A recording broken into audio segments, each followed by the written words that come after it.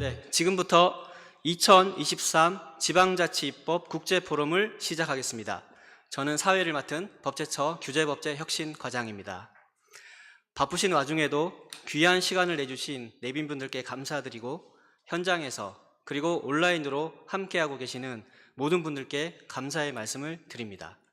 이번 포럼은 법제처, 대한민국 시도지사협의회, 한국법제연구원, 한국지방자치법학회가 공동 주최하고 대통령 직속 지방시대위원회와 행정안전부가 후원하는 포럼으로서 지방정부의 자치법권 제고를 위한 다양한 해외 사례와 전문가들의 소중한 경험이 논의될 예정입니다.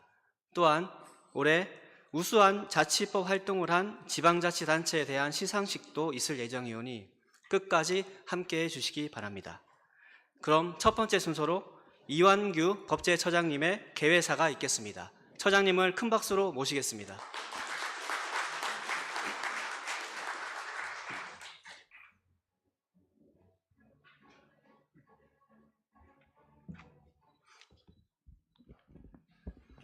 예, 안녕하십니까. 법제처장입니다.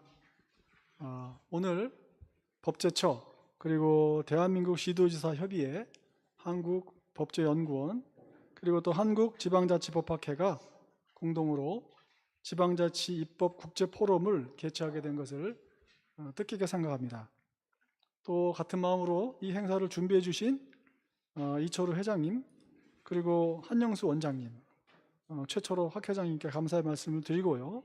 특히 바쁘신 와중에도 축사 요청에 기꺼이 응해 주신 지방시대위원회 우동기 위원장님께도 반가움과 또 각별한 감사 인사를 전합니다. 독일에서 오신 요제프 루티 교수님 그리고 얀 헬릭 클레멘트 교수님, 또 미국에서 오신 노명훈 교수님, 일본에서 오신 이마모토 케이스케 교수님, 또 바쁜 연말에 이렇게 한국까지 찾아주셔서 감사드립니다. 이번 포럼은 4개 기관이 최초로 준비한 자치법권 분야의 국제 포럼입니다. 중앙정부와 지방정부 그리고 연구기관과 학회가 지방 분권을 위해서 함께 힘을 모았다는 점에서 그 의미가 매우 크다고 생각을 합니다. 저도 이 지방자치입법 국제 포럼을 준비하겠다고 처음에 보고를 받고 굉장히 의미가 있다고 생각을 하면서도 그 국제 포럼이 제대로 될까 좀 걱정도 많이 했습니다만 우리 실무자들이 정말 그 같이 주최하는 여러 단체들과 함께 열심히 준비해서 막상 이렇게 개최되고 보니까 앞으로도 우리 지방자치입법 국제 포럼이 계속 이어지기를 희망합니다. 지역 주민이 원하고 지역이 당면한 문제들을 효과적으로 해결하기 위해서는 지자체가 자치법을 통해 지역 상황에 맞는 정책을 주도적으로 펼칠 수 있어야 합니다. 그래서 법제처는 그동안 중앙정부의 입법 기능을 과감하게 지방에 이양해서 지방사무에 관한 규범은 지방이 스스로 정립해서 집행할 수 있도록 법체계를 개선하고 있습니다.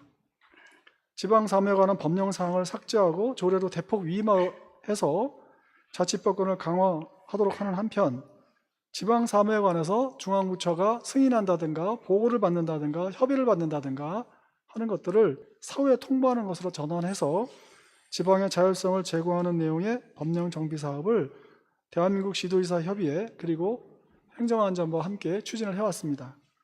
그 결과 올해는 법률 82개, 하위법령 65개, 총 147개의 법령 정비를 추진했습니다.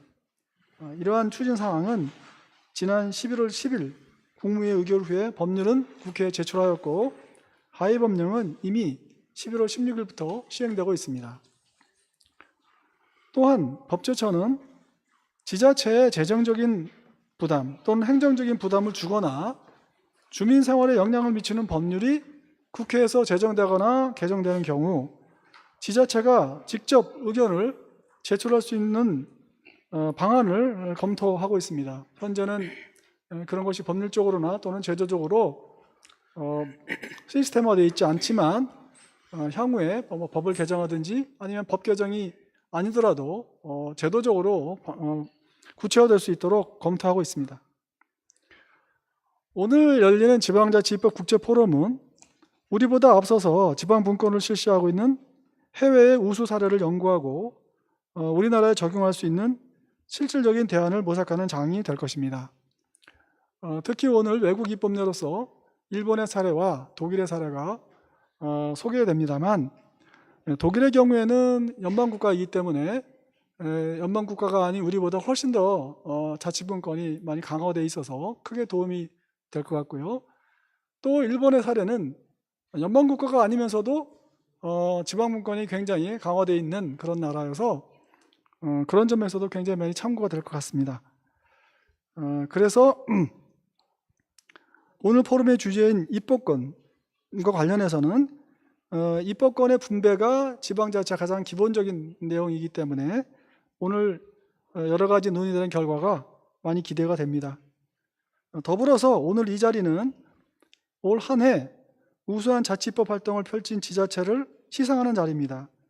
오늘 시상을 통해서 우수한 자치법 활동이 확산돼서 모든 지방자치단체가 함께 상생 발전할 수 있기를 기대합니다.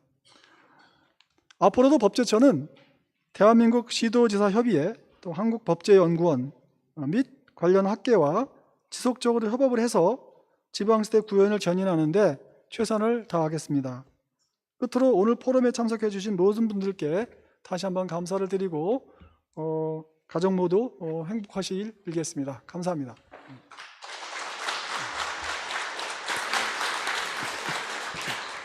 네, 처장님 말씀 감사합니다. 다음으로 대한민국 시도지사협의회 이철우 회장님의 환영사가 있겠습니다. 회장님께서는 급한 공무 일정으로 인해 영상으로 말씀을 전해주시겠습니다. 영상을 보시겠습니다. 반갑습니다. 대한민국 시도지사 협의회장 이철우 경상북도 도지사입니다. 2023 지방자치입법 국제포럼 개최를 진심으로 축하드립니다. 이왕규 법제처장님, 한영수 연구원장님, 그리고 최철호 학회장님께 감사드립니다. 특별히 우동기 위원장님께도 감사의 마음을 전합니다. 올해는 지방시대 실현을 위해 대통령부터 시도지사들, 전문가들까지 원팀이 되어 애를 썼습니다. 덕분에 지방의 권한과 역할이 점점 커지고 있습니다. 최근 우리 도청에서 열린 5차 중앙지방협력회의에서는 법제처가 제안한 자치 입법권 강화 방안이 의결되면서 그간의 노력이 헛되지 않았음을 증명했습니다. 여기에 만족할 수 없습니다. 교육재정, 특별행정기관 이양 등 제대로 된 지방시대 완성에 온 힘을 쏟겠습니다. 오늘 포럼에서 해외 사례들을 공부하고 정책 방향을 점검해서 앞으로 더 큰 변화를 이끌어내리라 확신합니다. 새해도 대한민국 지방시대 우리 함께 열어나갑시다. 여러분, 이제는 지방시대입니다. 감사합니다. 네, 말씀 전해주신 이철우 회장님께 감사드립니다. 다음은 한국법제연구원 한영수 원장님의 환영사가 있겠습니다. 원장님께서는 해외 출장 후에 지금 비행기 연착으로 오고 계시는 중이십니다. 그래서 부원장님께서 대도하시겠습니다.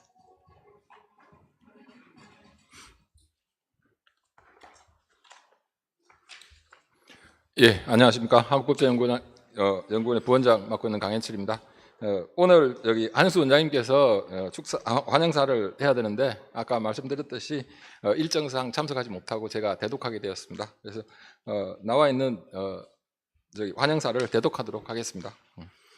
안녕하십니까. 한국법제연구원 원장 한영수입니다. 한국법제연구원과 법제처, 대한민국 시도지사협의회 및 한국지방자치법 학회가 공동으로 개최하는 2023 지방자치입법 국제포럼에 참석해 주신 모든 분들을 진심으로 환영합니다. 금일 국제포럼이 성공적으로 개최될 수 있도록 뜻을 함께 해주신 이왕규 법제처장님, 이철우 대한민국 시도지사협의회 회장님, 최철호 한국지방자치법 학회 회장님께 감사의 인사를 드리며 축사를 해주시는 우동기 지방시대위원장님께도 깊은 감사의 인사를 드립니다. 또한 독일, 미국, 일본에서 오셔서 기조연설과 발제를 맡아주신 루티기 교수님, 노맹훈 교수님, 이마모토 교수님, 클레멘트 교수님 및 자장과 토론으로 참여해 주시는 모든 분들께서도 감사의 인사를 드립니다.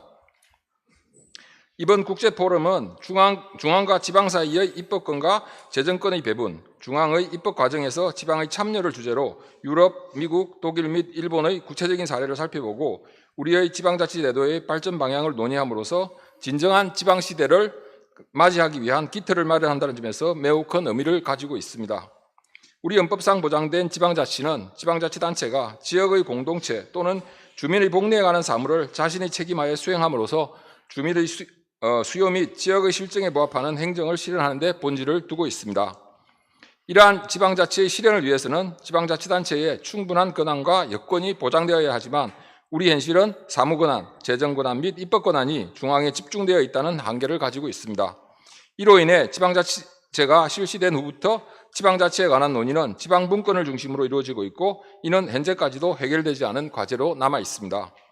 이에 따라 우리 정부는 어디서나 살기 좋은 지방시대를 국정목표로 설정하고 관련 정책들을 적극적으로 추진하고 있으며 한국법제연구원도 지방자치의 발전을 위한 연구를 수행함과 동시에 정부의 관련 입법정책을 전방위적으로 지원하고 있습니다.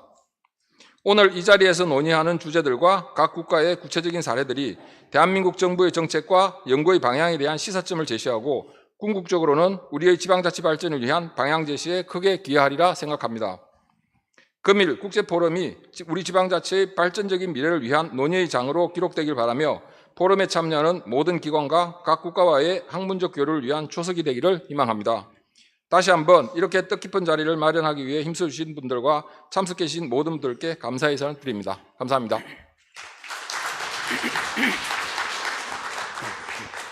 네, 말씀 감사합니다. 다음으로 대통령 직속 지방시대위원회 우동기 위원장님의 축사가 있겠습니다. 위원장님을 큰 박수로 모시겠습니다.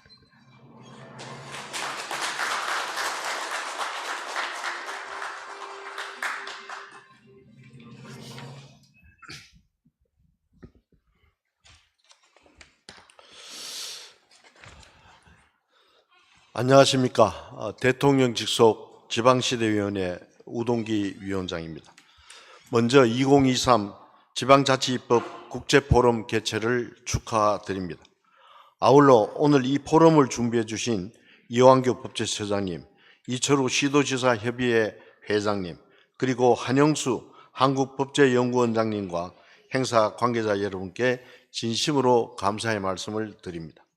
정부는 지난 10월 개최된 제5회 중앙지방협력회의에서 지방시대 실현을 위한 자치 입법권 강화 방안을 의결하고 이에 대한 후속 조치 추진에 박차를 가하고 있습니다.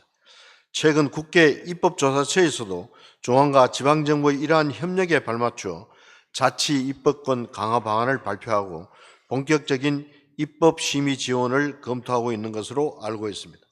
이러한 국가적 관심 속에서 오늘 개최되는 국제포럼은 우리나라를 넘어서 해외의 선도 사례에 대한 공유를 바탕으로 대한민국형 자치입법 모델 구현에 큰 기여를 할 수 있을 것으로 기대됩니다. 다시 한번 오늘의 포럼 개최를 축하드립니다. 지방시대위원회에서도 법제처, 시도지사협의회, 지방자치법학회 등과 적극 협력하여 지방정부의 자율과 책임있는 정책 추진이 가능하도록 힘을 모으겠습니다. 감사합니다.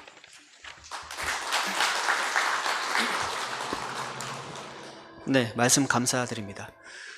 개회식의 마지막 순서로 한국지방자치법학회 최철호 회장님의 축사가 있겠습니다. 회장님을 큰 박수로 모시겠습니다.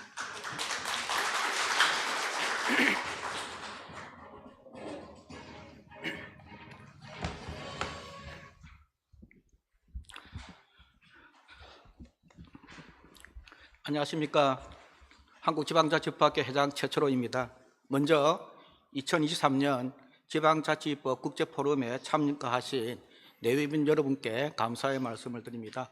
오늘 법제처, 대한민국 시도지사협의회, 한국법제연구원, 그리고 한국지방자치법학회 4개 기관이 공동 주최하고 행정안전부, 그리고 지방시대위원회가 후원하는 글로벌 자치입법 포럼 국제학술대회에서 축사를 하게 되어서 매우 영광이고 뜻깊게 생각합니다.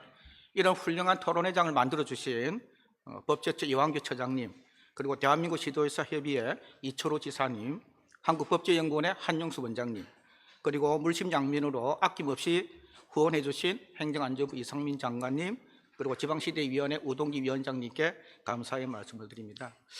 윤석열 정부는 자치분권 및 균형 발전을 주요 국정과제로 삼아서 살기 좋은 지방시대를 열기 위해서 많은 법과 정책들을 속도감 있게 재개정하고 수행하고 있습니다. 중앙지방협력회의가 금년에만 잇따라 개최되어서 대통령과 지방자치단체 대표들과 허심탄회하게 지방자치에 관한 많은 과제들을 논의하고 있고, 그리고 7월 10일부터 시행된 지방자치분권 및 지역균형 발전에 관한 특별법에 따라서 지방분권과 균형 발전의 컨트롤 타워로서의 지방시대위원회가 공식적으로 출범하여서 대한민국 어디서나 살기 좋은 지방시대 구현을 위한 지방분권과 균형 발전 정책을 더 한층 강하게 추진할 수 있는 법적, 제도적 기반이 정비가 되었습니다. 우리 지방자치법학회는 6월에 4개 국가가 참가하는 국제학술대회를 개최한 바 있고, 또 7월 달에는 일본에서 3개국이 참가하는 동아시아 국제학술대회를 개최한 바 있습니다. 이렇게 2개의 국제학술 이외에 총 3개의 학술대회를 개최해서 금년에만 5개의 학술대회를 개최하여 지방자치법의 발전과 국제적 동향을 모색한 바 있습니다.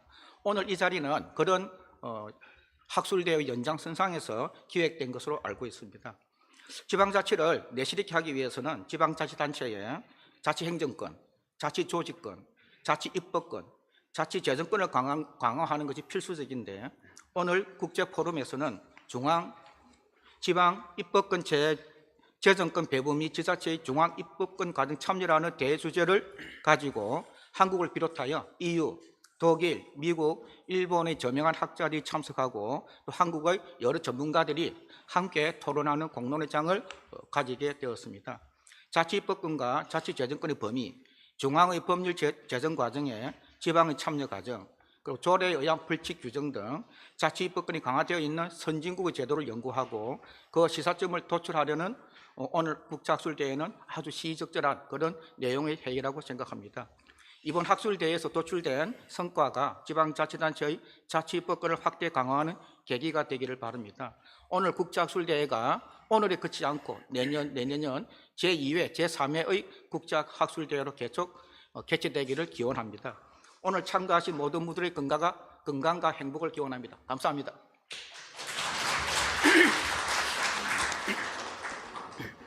네, 말씀 감사드립니다.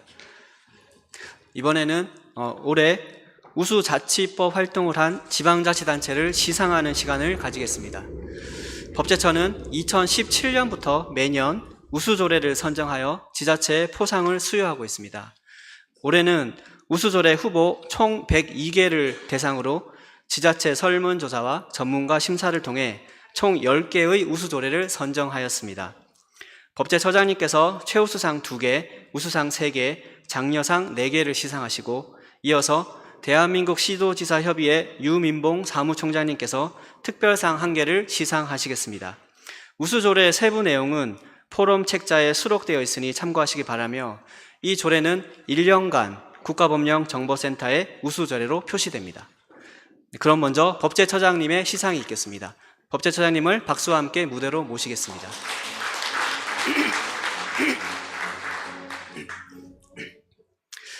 먼저 최우수상입니다. 광역부문 최우수상은 경기도, 기초부문 최우수상은 전라남도 해남군 의회입니다. 네, 박수로 맞아주시기 바랍니다. 먼저 경기도 중대재해 예방 및 관리에 관한 조례로 최우수상을 수상한 경기도입니다. 상장, 광역부문 최우수상, 경기도, 귀기관은 법제처에서 선정한 2023년 우수자치입법 활동 지방자치단체로서 다른 지방자치단체의 모범이 되므로 이에 상장을 수여합니다. 2023년 12월 8일 법제처장 이완규. 네, 최우수상에는 포상금 200만 원이 수여됩니다. 네, 다음 해남군 공공자금 운영 및 관리 조례로 최우수상을 수상한 전라남도 해남군 의회입니다. 상장, 기초부문 최우수상, 전라남도 해남군 의회. 이하 내용은 같습니다. 네, 포상금 200만 원이 함께 수여됩니다. 네, 최우상을 수상한 두 팀은 처장님과 사진 촬영을 하시겠습니다.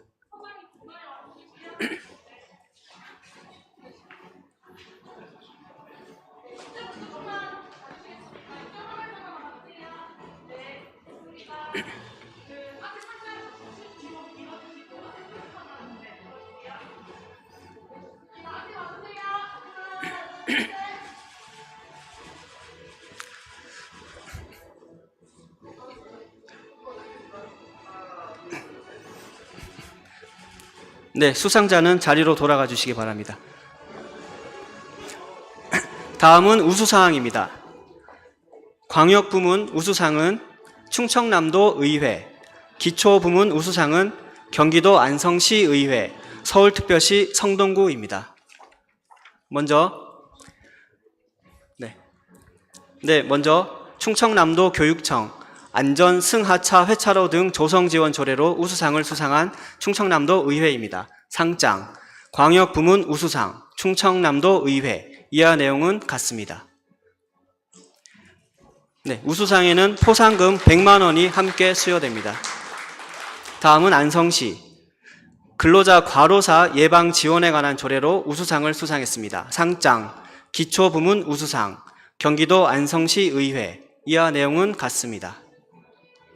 포상금 100만 원이 함께 수여됩니다. 다음은 서울특별시 성동구 위험 거처 개선 및 지원에 관한 조례로 우수상을 수상했습니다. 상장 기초부문 우수상 서울특별시 성동구. 이하 내용은 같습니다. 네, 포상금 100만 원이 수여됩니다. 네, 세 팀은 처장님과 사진 촬영을 하시겠습니다.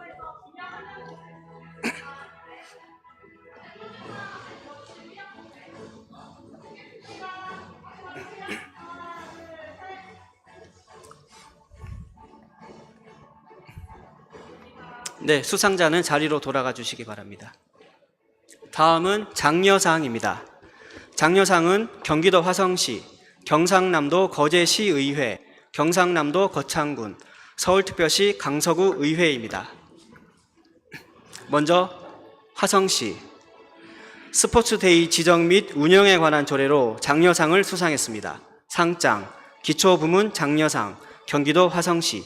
이하 내용은 같습니다.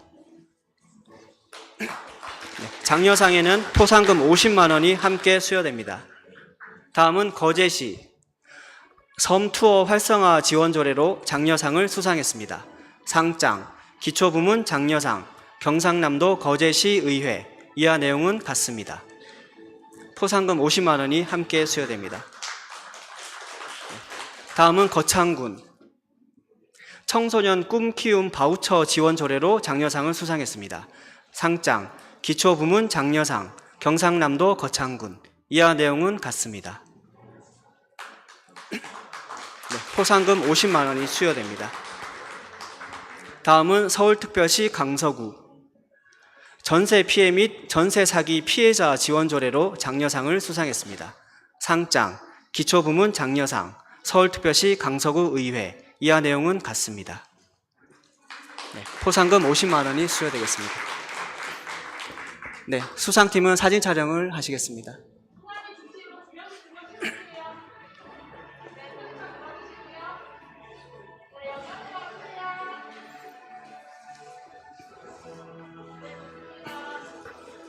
네, 시상해 주신 법제처장님께 감사드리며 자리로 돌아가 주시기 바랍니다. 네, 이어서 특별상을 시상하도록 하겠습니다. 시상을 해주신 대한민국 시도지사협의회 유민봉 사무총장님을 모시겠습니다. 네, 특별상은 울산광역시입니다. 네, 박수로 맞아주시기 바랍니다. 울산광역시 자동차 산업 육성 및 지원 조례로 특별상을 수상하였습니다. 상장 광역부문 특별상 울산광역시. 귀기관은 대한민국 시도지사 협의회에서 선정한 2023년 우수조례의 소관기관으로서 다른 지방자치단체의 모범이 되므로 이에 상장을 수여합니다.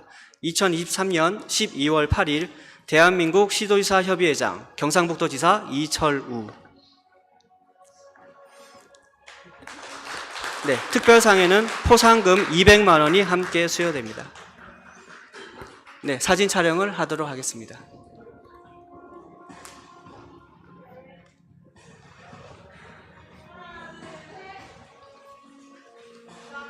네, 시상해 주신 모든 분께 감사드립니다. 네, 이것으로 시상식을 모두 마치고 현장에 계신 내빈분들과 연사분들을 모시고 기념 촬영을 하도록 하겠습니다. 발표자와 토론자, 귀빈들 분께서는 무대로 나와주시기 바랍니다.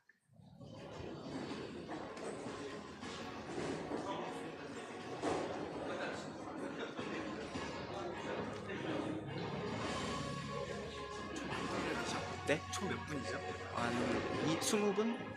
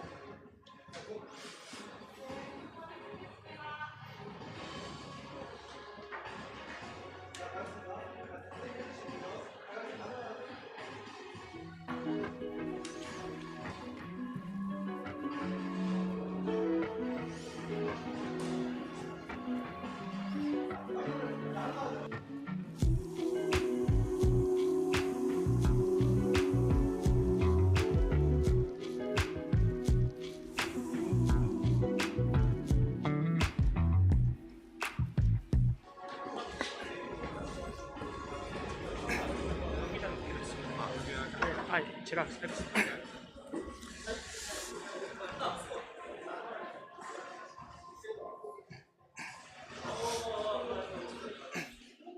이거 넘겨.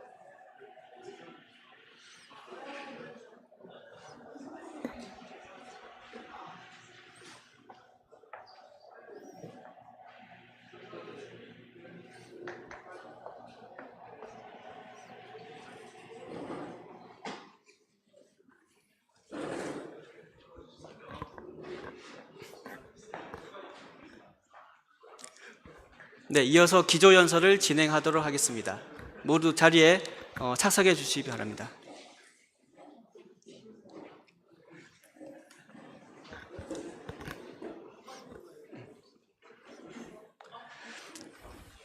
네, 이번 순서는 기조연설입니다.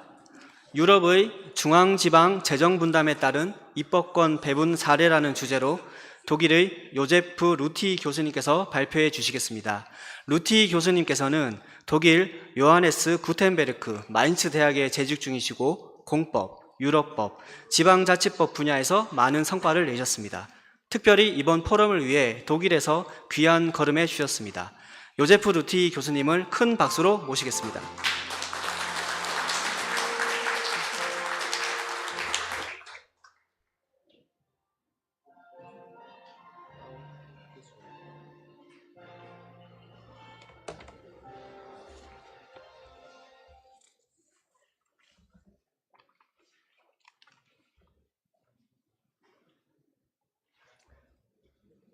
Good afternoon, ladies and gentlemen. I'm really excited to get the opportunity for today's presentation in front of such an eminent audience.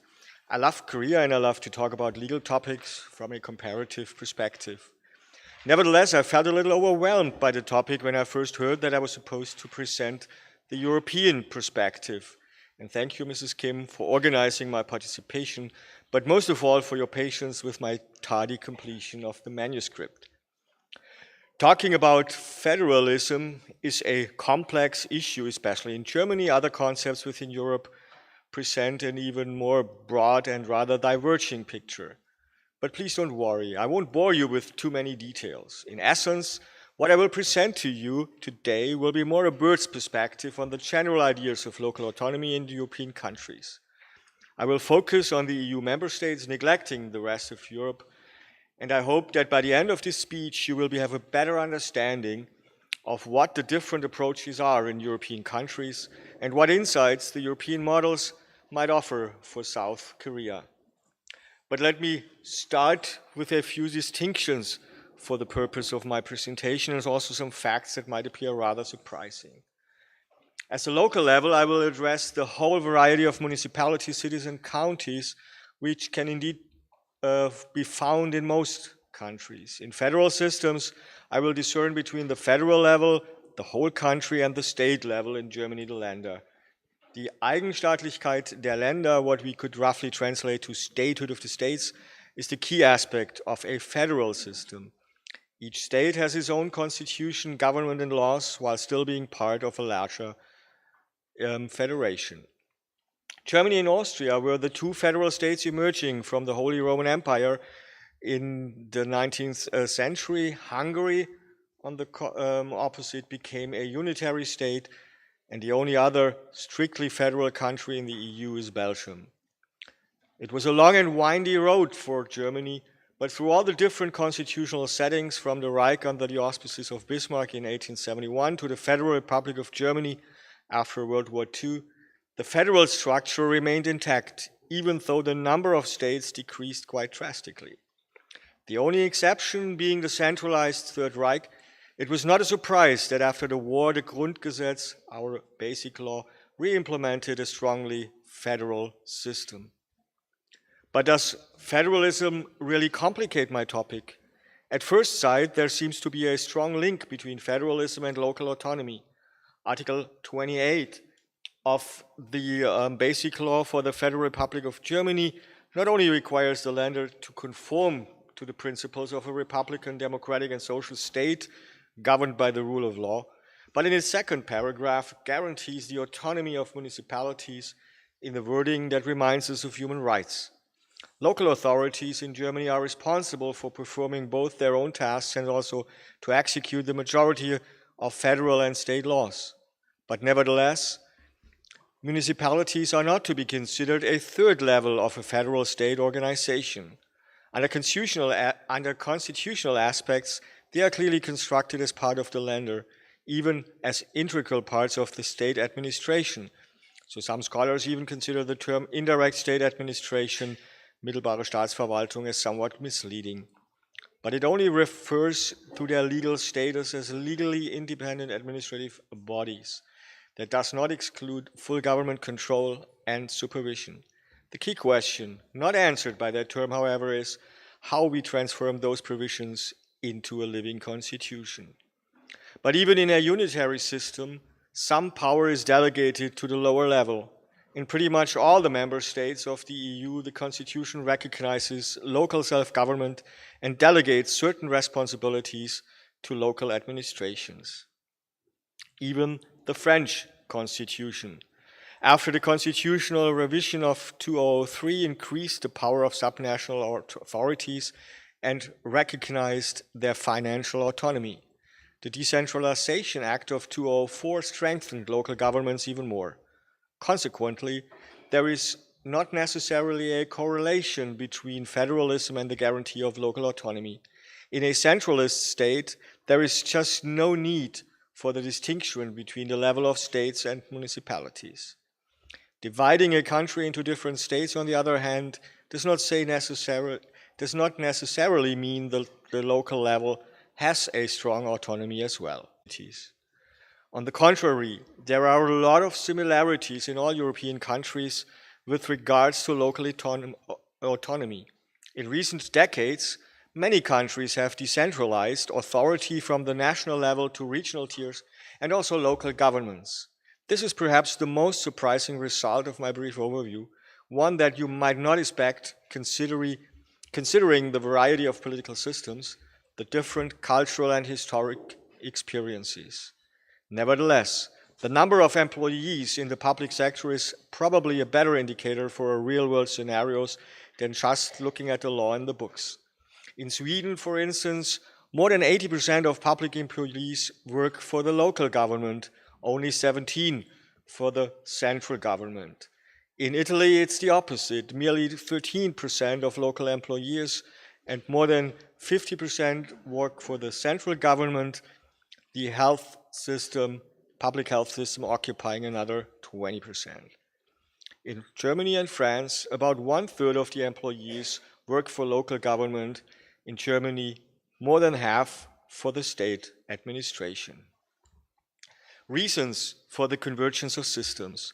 The reason behind that movement towards local autonomy is quite simple, actually. It started with legislation of the European Council, not the EU. The European Charter of Local Self-Government, entering into force in 1988, was the first internationally binding treaty that guarantees the rights of communities and their elected authorities.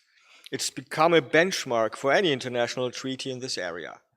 The Charter commits the parties to applying basic rules guaranteeing the political, administrative, and financial independence of local authorities. It provides that the principle of local self-government shall be recognized in domestic legislation and, where practicable, in the Constitution. Local authorities acting within the limits of the law are to be able to regulate and manage public affairs under their own responsibility in the interest of the local population. It also emphasizes the principle of proportionality. Consequently, the Charter considers that public responsibilities should be exercised preferably by the authorities closest to the citizens, the higher level being considered only when the coordination of or discharge of duties is impossible or less efficient at the level below. For the EU, the Lisbon Treaty, which entered into force in 2009, acknowledged explicitly the principle of regional and local self-government within EU member states. It also attributes further importance to the local and regional levels in the subsidiarity principle. Not only did this give the Committee of Regions a stronger presence in the EU lawmaking process, the treaty also strengthens the role of local and regional authorities in the EU decision-making process, ensuring that their voices are heard and the decisions are made as close to citizens as possible. Autonomy in a nutshell. As outlined in the European Charter, local autonomy requires several key structures and principles to function effectively. The Charter requires that the principle of local self-government be embedded in domestic law and, if possible, in the constitutional order. The first and most important principle is democracy. The German Constitutional Court stresses the role of local autonomy as part of a larger picture for building democracy from bottom up. Similarly, the Charter of Text affirms the role of communities as the first level for the exercise of democracy. In 2009, an additional protocol on the rights to participate at public life was adopted to supplement the text of the Charter. Its purpose is to bring within the scope of the Charter the right of any person to participate in the affairs of a local authority, a principle enshrined in the preamble of the Charter. But there is more to this. The inner organization of a city has to be democratic as well. The typical structure is found all over the world. The specific powers and responsibilities, however, can vary significantly in the different countries. Second, territorial integrity and independence. The most important safeguard is to guarantee the territorial integrity of a municipality. For instance, their boundaries cannot be changed without agreement of the community, and the supervision of activities of local authorities must be defined by law, with the possibility of recourse to a court. The elected officials need to be able to exercise their functions freely within the limits of local self-government. They must be able to determine their own administrative structures and recruit competent staff. Obviously, this neither guarantees the existence of a municipality in case of compulsory reforms, nor does it prevent some sort of government supervision. Third, appropriate funding. Funding is probably the most critical aspect of local autonomy, adequate funding is indispensable for local governments to effectively carry out their responsibilities and provide services to their constituents. Funding can come from various sources, including local taxes. Only local services can be adequately funded by administrative fees. But I guess complaining about insufficient funds is the typical attitude of any administration. Local reference and subsidiarity. So far I addressed the more formal aspects of local autonomy. But what can a city really do? Article 28 of our Constitution gives them really wide competencies. At least it seems like that. The municipalities must be granted the right to settle all affairs of the local community within the scope of the law on their own authority. This phrase suggests that autonomy only extends to matters with a local reference, but it also seems to protect the local sphere from government intervention. The principle of subsidiarity also seems to guarantee that independence of lower-level authorities in relation to state and federal. Subsidiarity is a very prominent concept of social ethics that found its way from Catholic social teaching via German constitutional law into the European treaties, beginning with the Maastricht Treaty in 1991. It's now found in Article 5, paragraph 3 of the Treaty of the European Union. Article 3 of the European Charter of Local Self-Government seems to rather stress the aspect of quantity. Local self-government denotes the right and the ability of local authorities within the limits of the law to regulate and manage a substantial share of public affairs under their own responsibility and in the interest of the local population. The demarcation of such a connection to the municipal area or population is difficult. And last but not least, rule of law. In the end, in most countries, the legal framework decides on what the job of a city really should have to do. This is not only a matter of power, but has some deep ramifications in constitutional doctrine. The rule of law is a foundation of a civilized society. It's not only about a democratic separation of powers and its judicial safeguards, it also stresses the special role of human rights. Any infringement of human rights requires the authorization by a legislative body, Parliament. This doctrine of essentiality is stressed by the German Federal Constitutional Court. The doctrine states that a legislator must legitimate state action in fundamental areas through the formal law and must make all essential decisions themselves. Delegating that authority follows strict rules, not only with regard to executive rulemaking on the federal level, but maybe even more so with regards of bylaws and statutes of the local government. In essence, the doctrine of essentiality ensures that decisions of particular importance emerge from a democratic process that allows the public to form and represent their views and encourages the parliamentary representation to clarify the necessity and extent of infringements of fundamental rights in public debate. On the other hand, within that framework, there is room for executive discretion when applying those principles in the administrative rulemaking process. So this was the tough part. Let me fill those principles with some life and put some meat on the bones of that local autonomy skeleton. Let me first try to stress what it does not mean, then provide you with some examples that might interest you. The German concept in particular, as wide as it seems, puts strong limitations on the political debate on a local level. Matters of public defense or even the use of nuclear power are not considered local matters. But even in those areas that can be considered the traditional domain for local autonomy, there are strong limitations to be considered. City planning. The most important matter, what that is considered local, not only in Germany, but also under the EU Charter, is city planning. Within the borders of environmental law, it is the city that plays the crucial role in urban planning, enacting zoning acts as city bylaws.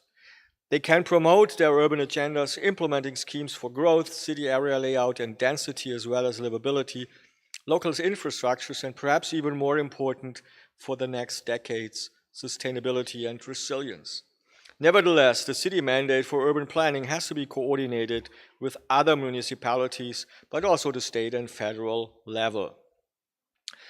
With regards to the environment in particular, most of the legislation is based on the European law, which makes the representation of local authorities on the EU level so important. Second, local infrastructure. Local infrastructure like roads and public transportation, as well as the supply of water and electricity, as well as the waste management, clearly have a local ramification. Even in countries with a weak concept of local autonomy, like Italy, public services are the domain of municipalities. In Germany and other countries, the market liberalization and privatization of the 1990s has been taken back in favor of a more traditional models of strong local governments, what we call the remunicipalization of companies is the most visible aspect of those recent developments. But the situation is complex. In general, the funding of city infrastructure usually is subject to EU state aid rules.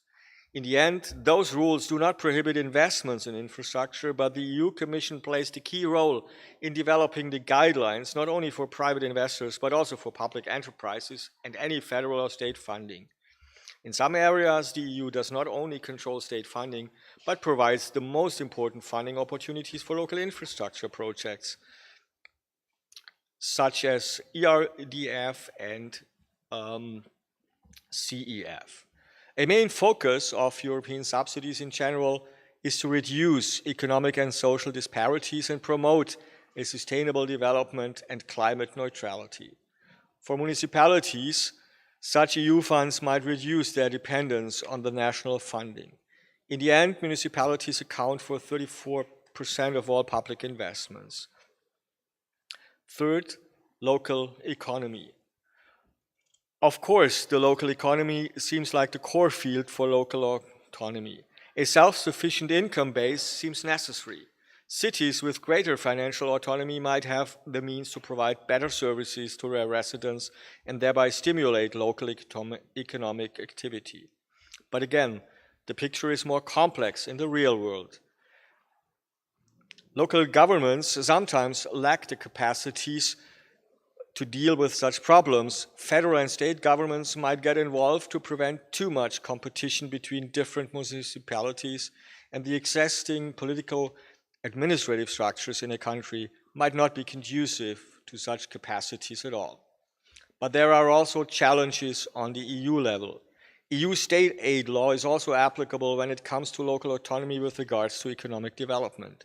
EU funding is available for green projects, steering all of Europe towards a European Green Deal.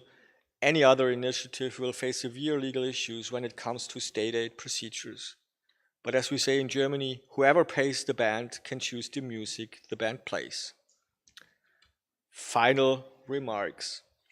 In conclusion, local autonomy in Europe is not just a political concept, but a testament to the strength of our diverse cultures and histories. European law is superseding different national traditions maybe, but the core idea of local autonomy seems more alive than ever, but perhaps also more complex than ever. As we move forward, let us remember the importance of maintaining this delicate balance between autonomy and unity. Let us continue to uphold the values of democracy, participation, and subsidiarity that are the cornerstones of local autonomy. Hopefully, my brief overview is also helpful for the challenges South Korea faces. Traveling through your beautiful country shows most of all that we Europeans can learn from you when it comes to the speed in city planning as well as in digital transformation. Maybe Europe can deliver some insights that are helpful for you as well. It is important that such discussions never end on national borders and also transgress continents. Let us never forget that our strength lies in our diversity, in our ability to learn from each other, and in our shared commitment to not only building a better Europe, but hopefully also a better world for all. Thank you very much for your attention. 네. 지방자치의 원칙과 유럽의 주요 사례를 소개해 주신 루티 교수님께 다시 한번 감사드리겠습니다. 네, 지금부터 한 15분간 휴식 시간을 갖겠습니다. 휴식 시간 이후에는 미국, 일본, 독일의 사례를 주제로 발표가 이어질 예정이니 끝까지 함께해 주시기 바랍니다. 그럼 잠시 후에 뵙겠습니다.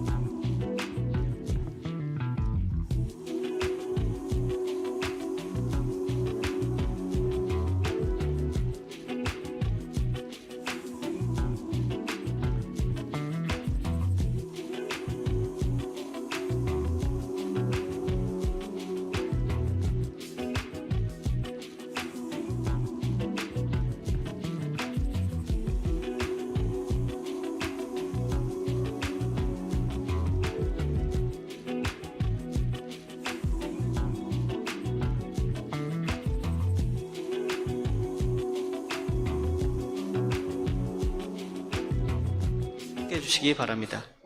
뉴욕주 변호사시네요. 네, 그래서 오늘 오 교수님 발표문에 관심이 많으시더라고요. 아까 잠깐 만나서 그래요? 죄송한데 이따가 저기 문지만 좀 알려주십시오. 이 사람은. 예, 사전이 있으니까 예, 알겠습니다. 네, 예, 예.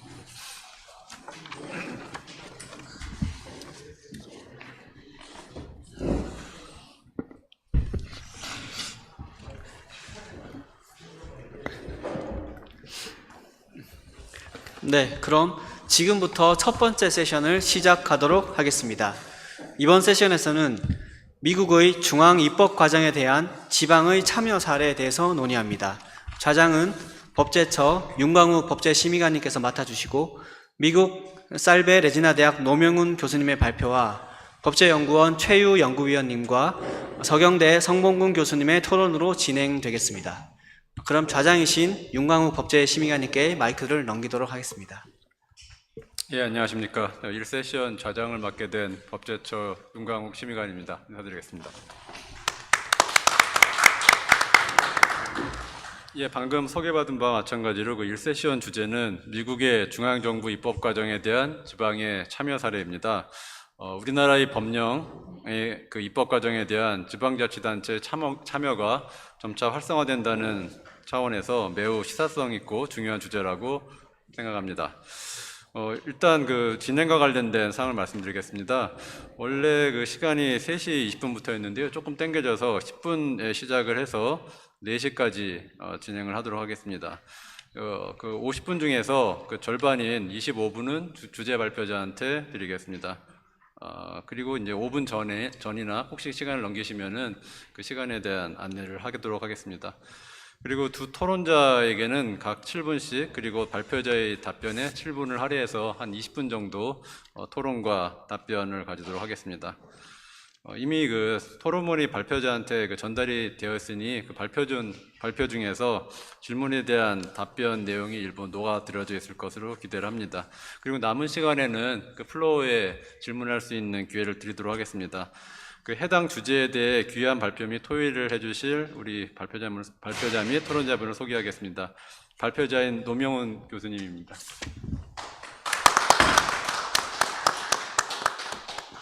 예, 브라운 대학에서 행정학 석사를, 노스이스턴 대학에서 사법 정책학 박사를 받으신 후에 미국 살베 레지나 대학에서 지금 교수로 재직하고 계십니다.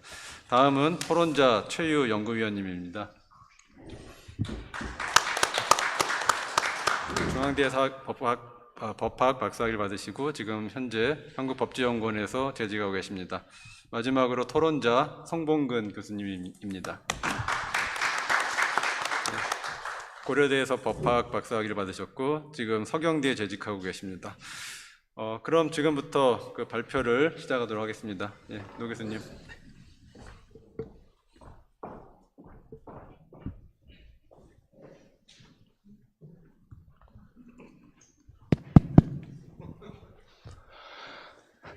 All right, can I start?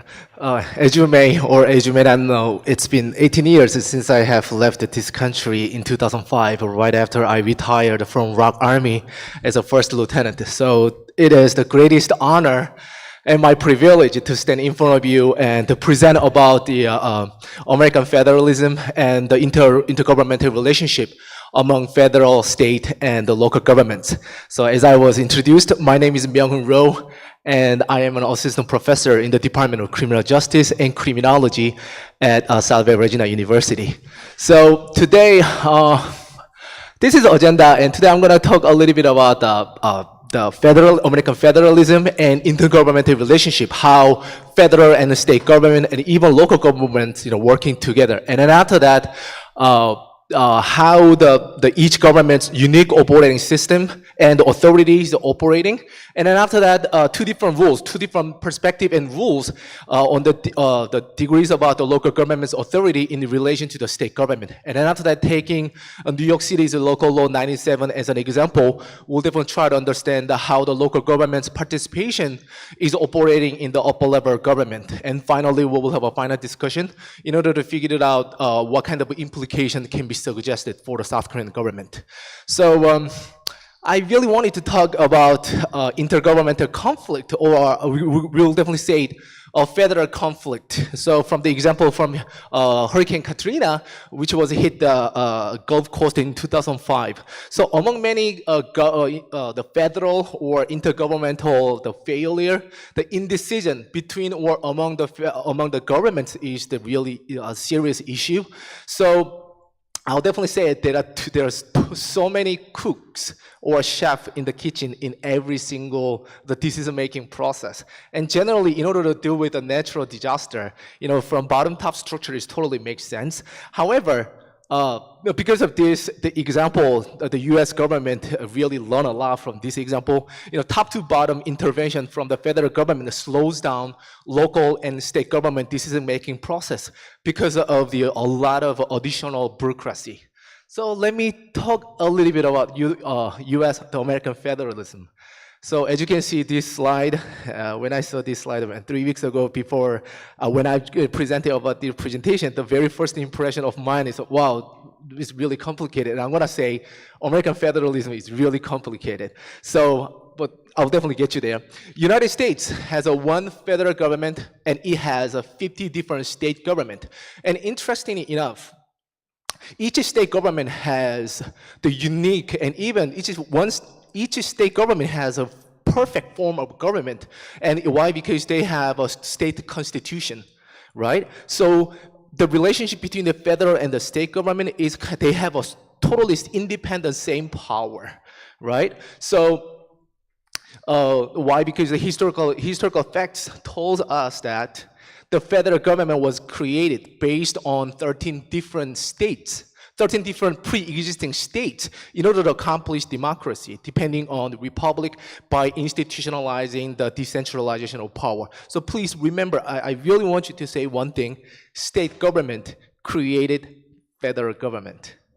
It's really interesting, right? I'm gonna repeat one more time for your the understanding on later on slide. I'm gonna repeat one more time. State government created federal government, right? So this slide contains and shows the unit of a local government. So American government, as I mentioned earlier, is composed of 3 different layers by including the federal, state, and local government, and particularly under the wings and under the umbrella of a local government, there are so many numbers of a government with several different types, including county government, the township's government, and the township's government, an independent school district or special district, depending on their unique purpose. So according to the very recent government data, which has been published recently in 2022, I'm gonna say 90,888 local governments is operating currently in the United States, which is really a lot, right? So in order to perfectly understand about the US federalism, we needed to understand about the 10th Amendment on the US Constitution. And I'm gonna repeat it: the powers not delegated to the United States by the Constitution, nor prohibited by it to the states, are reserved to the states respectively or to the people. So it sounds like a little bit challenging for us, but I'm gonna utilize a little bit more easier language in order for you to understand perfectly about this Constitution. So I'm gonna say state governments can utilize a total perfect power except the power granted to the federal government. And state government can exercise a total level of power except the power prohibited from being delegated to the state government. So I'm gonna utilize a little bit more natural, easier language for you to understand. One more time: state government and general population, general people in the United States can utilize maximum level of power except the very tiny, unique area that only federal government can exercise, which has been granted by this Constitution. So the format and the history, depending on a lot of different historical events, federalism has been changed and evolved in the past 250 years, I'll say. So these are the examples, depending on the time frame. The very first type of a federalism called dual federalism, covering the period between 1789 to 1901. So as you can see, perfect separation among federal, state, and local government, and we can understand there's a very little collaboration among each other. And then after that, because of within this period, the dual federalism, they're not gonna they didn't have any close collaboration among each other, so that is the main reason why American experienced the Civil War, right?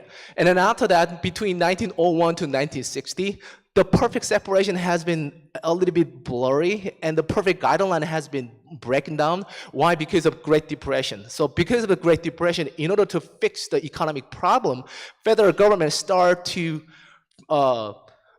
increase the influence or impact to the state and the local government. So the guideline and the boundaries has been breaking down.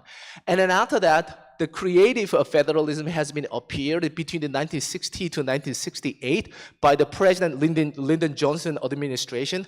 Why? Because of the depression and a lot of situations, the federal government really wanted to enlarge their impact to the state and local government in terms of a grant in aid system, and they really want to increase the federal regulation to control the state and the local government. And even the final format of a federalism can be called as a contemporary federalism, covering 1970 to currently 2023. The impact of a federal government has been skyrocketed and maximized. However, because of this, the strategy, and there's a side break, in order to protect the value of a federal government, and it's the state and the local government, right? So, as I mentioned earlier in the previous slide, the federal government really want to enlarge their impact to the state and the local government. So at that time, every single time two different government has a unique power, always there's a clash and problem can happen. So under that situation, in order to protect this situation, founding fathers have developed the side break. Why? Because if something problem and conflict that happened between the federal and the state government, always and every single time federal government will win. That is the supremacy clause of the Constitution. So again, in the American history, this is the perfect example, the current perfect example how I can explain perfectly about the concept and characteristic about the supremacy clause. So again, in the state of Arizona, as you know, there are 4 different states in the United States that share the borderline between the United States and Mexico. California, New Mexico, and Arizona, and Texas. So again, in 2009, the state of Arizona passed enacted a law called Arizona SB 1070, called Support Our Law Enforcement and the Safe Neighborhood Act. So because of this Arizona State Local Act, police officers, local police officers have a jurisdiction and a power to stop and frisk about the many number of immigrant population. Why? Because, as I mentioned, Arizona shared a borderline between the United States and Mexico. Huge number of immigrants pass through the borderline without any qualified and certified immigrant documentation. So again, because of this act, Support Our Law Enforcement and the Safe Neighborhood Act, because of this act, police officers has a power because of the racial profiling and because of their physical and facial appearance. They make them stop and ask, "Oh, what is your visa status? What is your certified immigrant documentation?" Right? And interesting enough, why? Because it's possible. Why the Arizona state has a constitution and they have a legal right to pass to regulate the huge number of the illegal immigrants. And interesting enough, as I mentioned earlier, because of the supremacy clause of the Constitution, why? Because the federal government also has an immigrant law.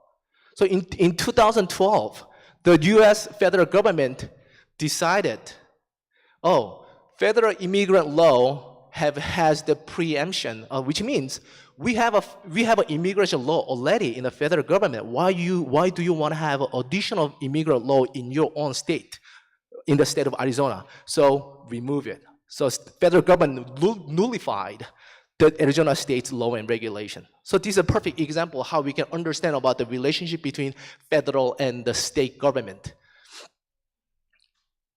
So again, it's the time for us to dive in and details about the intergovernmental relationship, pinpointing federal and the state government and the state and local government. So again, I put a lot of words, but I'm going to explain a little bit more detail. As I mentioned earlier, federal and the state government has an independent power for the rulemaking and the controlling the territory. And interesting enough, as a federal government, they have their own unique power.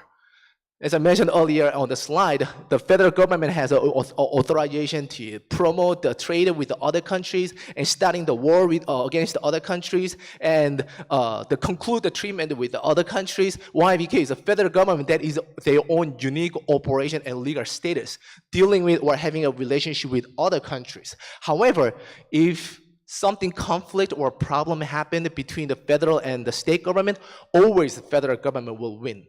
Right? And why don't we think about the intergovernmental relationship between the state and the local government, right? State government has a legal authorization how they can control the local government based on each different state government constitution. So each different state constitution gives the power to the state government. You can control no matter what kind of a range or boundaries that local government can have a job. Right? So, as I mentioned earlier, the U.S. Constitution, each different state constitution contain the rules and regulation and close, combine, abolish, how they can cook the local government whatever they want, right? So each government has a total control and supervision power controlling the local government located under the state government and state constitution. So I just found this visual information for your understanding. Three different governments. It's not mutually exclusive. So again, try to think. Oh, there are three different layers, federal, state, and local government. However, in order to run and manage the country, there's an overlap. Their job and authorities has to be overlapped between federal and state, and federal and local, and state and local. So I really want to focus on the local government job, such as water, electricity, the gas, 911 calls, and the playground and the local library. I'm so thankful for my local library, the town of Mansfield in the state of Massachusetts. Whenever I don't have any class on Tuesday and Thursday, I always go to the local library to prepare the next class and the research activity. And even my little one really happy for our towns, the soccer field and the playground. Why? Because that is their job. And interesting enough, among these overlaps, unique area can be worked and performed among three different intergovernmental relationships. Three different governments work together, particularly managing and fixing the road and highway and the public safety.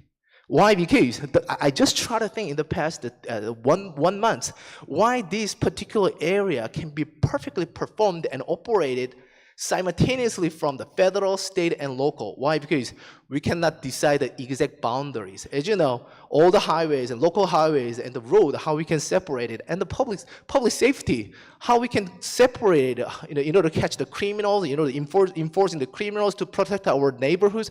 We don't have we cannot decide the boundaries. So there are only two areas can perfectly performed by three different governments.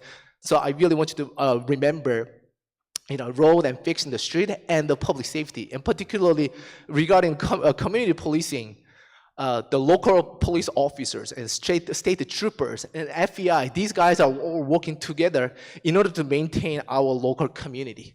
So again, it's time for us to learn about two different perspectives on the degrees of a local government's authority in relation to the state government. So these two different rules is really, really unique. Why? Because it has their own unique history. Why American state government and why the local government has been developed and enacted two different rules called the Dillon's rule and the Holman rules. So I just try to think why these two rules is really, really necessary. Why? Because sometimes state government they have their own, the state constitution. They have rules and regulation. But sometimes state Supreme Court, do you remember? I told you that state government is a perfect form of a government. They have the state constitution, and they created their government depending on the separation of a power system, right? It's an independent country, right? So sometimes, because of the ambiguity, there's a law books, but again, sometimes the Congress guys and the lawmakers make and pass all different type of rules and regulations. However, sometimes Supreme Court needed to interpret what is the main intention of this law, right? So under this situation, some state can apply the Dillon's rule, or some other situation they can apply the home rules, right? So specifically, the details about the Dillon's rule is this: the main agenda, which has been determined by the court, the Supreme Court judge in Dillon, 200 years ago in the state of Iowa, and he just argued that, state government, the local government is just the creator of the state government. So you cannot do anything. Hey, local government, your job is really, really valuable. However, without the state government, your job and your affairs is just meaningless. On the other hand, the home rule is kind of slightly different. The definition about the home rule is this: state government legislative action that providing the power to the local government, right? So the state government, cannot touch or cannot impact the local government's affairs and operations. So the home rules, there are two different elements: why and how the local governments can operating their own affairs in their local community. Why? Because the home rules has been perfectly implemented, make the local government doing their job only in their local area, and because of the home rule, local government can escape from the state intervention. So I'm gonna go a little bit more details about these rules. So based on all the contents we covered so far in the past the 10 minutes, I really want to apply all the detailed contents to the example of the state of New York. Why? Because I just try to think how I can perfectly maximize the level of effectiveness of this lecture and the presentation. I chose the New York. Why? Because when you hear about the New York, it's very familiar with you. But again, when you hear the very first time about the New York, that New York is that New York, right? About the Manhattans and Bronx, and that is the New York. However, the real New York is that New York, the state of New York, including Niagara Falls and the Buffaloes and the Cornells. So again, sharing the borders with Canada. So I really wanted to apply all the knowledge and all the contents we learned so far from the first slide and the current slide, and let me apply all the knowledge to the examples of the New York. So in the New York State Constitution, regarding Article 9 and the Section 2, the power and legislation about the local government has been perfectly indicated by saying, hey, local government, you can adopt and amend your law depending on your business. So you can do it. So the home rules and the local government's authorities has been perfectly written on the state constitution.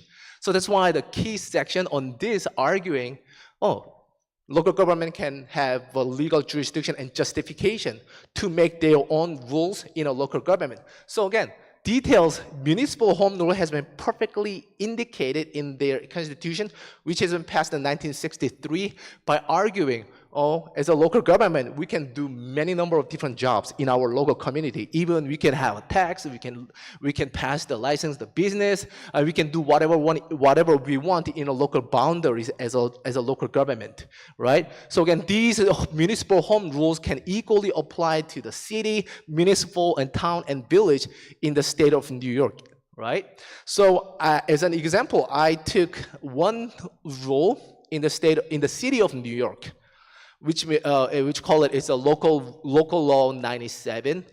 So this is one of the main reason why I picked this law as an example. Why? Because this is a very contemporary law which has been passed 1.5 months, and this law is gonna be initiated 3 weeks later, January 1st, 2024. Why? Because in New York City, we really want to reduce the the emissions in the New York City. Why? Because as you mentioned, there are a lot of high-rise buildings and this populous area in New York City. So they try to think as a green energy and the carbon emissions. So they passed a law how they can reduce emissions among the several number of different buildings, and particularly more than 25,000 square footage. They need to they'll definitely try to control and the reduction by 80% of emissions by 2050. But again, it's kind of long-term range. But again, this rule, the law, city law, will definitely initiate to impact 3 weeks later, January 1st, 2024, right? And interesting enough, this law has been signed the previous mayor in 2021. So a lot of different process has been done, right? It passed this law has been passed by the city council, and it's been debated among each of the two interesting party. And finally, 2021, it's been signed by the mayor in the city of New York. However, even though that is an innovative law, how we can reduce the emissions from the New York City, but try to think about the interest of the building owner of the properties. They have additional regulations to follow to the city. So interesting enough, the property owners and buildings, get together in a sue against the New York City, right? And the main reason why I brought this case is I really want to explain and present how the home rules and the state government and the federal government, how the local movement and activity can be impacted the upper level government in a New York State, right? And the very first argument presented by the building owners is this: the New York City's local law 97 is not constitution. Why? Because New York State has already those type of law called the CLCPA. So we have those type of law, but why we have additional law and we have a possibility to pay a lot of penalties, right? So that's not constitutional. And the state law CLCPA has the preemption. It's been existed already, so New York City's additional law has not been enacted. So they sue it, but finally, the New York State Supreme Court decided, that is not constitution, right? That is not unconstitution. So New York City can have a jurisdiction to have those type of the rules and regulation. And the second one, the building owners argue that, okay, New York City does not have any the authority to charge additional tax. They just interpreted paying and the penalties. The penalties for against the local law, the building owners interpreted that is the additional tax, right? So they argue that the New York City does not have any authority, legal authority to pay to charge additional tax. That is their argument, but the New York State government decided, that is not a tax, and they can have a jurisdiction, and the state government have a power, the city government have a power to charge it. And the third argument, the argument brought up by the building owners, they say the decision is retroactive. So which means, okay, the local law can be started and enacted in January 1st, 2024, but the building has been built 10 years ago and 20 years ago. So failing to predict that the future, do we have to pay or do we have to pay the tax? So that is the inefficient operating the city law. But the Supreme Court of New York State Supreme Court decided, okay, we take a lot of long time to consider about your argument, but again, New York City has a justification to pass this law, so your argument cannot be accepted. And finally, final argument, argued by the city building owners by saying, all the rules and all the regulation is really, really vague and ambiguous. So we cannot understand perfectly how we can follow the rules and regulation passed by New York City. So how we can follow this. And the New York State Supreme Court decided, please try to understand the rules and regulation details, and please try to be ready to follow all the local rules and regulation, right? So based on all the contents, so even though I just rushed in order to cover every single details, but again, United States, based on the US Constitution, has been confirmed about the local legislative rights, right? So as I've already mentioned, as we have already covered the 10th Amendment in the US Constitution, it's been confirmed the state government has a power, and the state governments share the power with the local government. So US Constitution has been confirmed, okay, local government can do your own business. And secondly, United States, the government has also agreed that in order to deal with the local residents, the necessity and the needs, the direct democracy is really, really important. As you know, the federal government handled by Washington, D.C., and the impact to the local governments, local peoples, including myself, the distance, physical distance, and the emotional distance is really, really, really, really far. But again, in order to perfectly control and manage their own country, United States government has the understanding, the value of a direct democracy. So that's why all the rules and regulation has been perfectly ready. So what I really want to suggest, and I really want to emphasize one more time, the federalism has been developed based on United States' unique history.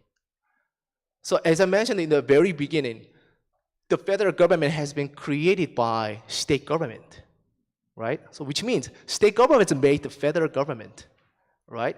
So again, if you can try to think how we can maximize and develop the autonomous local rights in the South Korean territory, in our culture, we need to consider very harshly, we need to be very careful.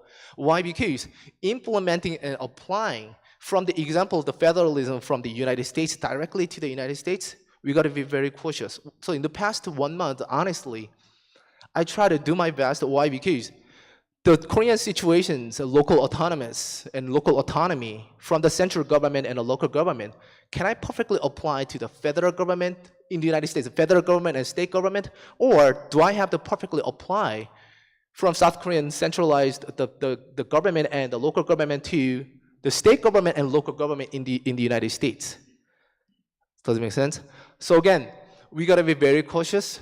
And I just finally indicated Cape Version home rule has to be considered. Why? Because all the rules and regulations definitely reflected based on their own culture and history. So American federalism has been developed based on more than 300 years in the past. That's why they developed like this way.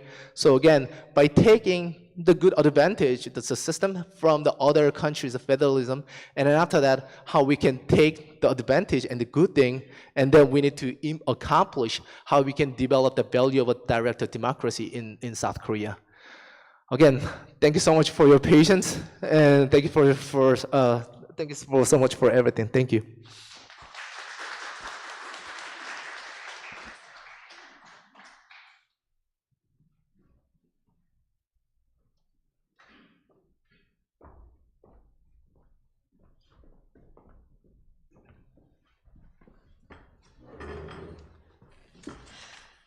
예, 그 좋은 발표 잘 들었습니다. 충분한 시간을 들여서 좀 깊이 있게 내용을 더 들었으면 좋겠다는 아쉬움이 듭니다.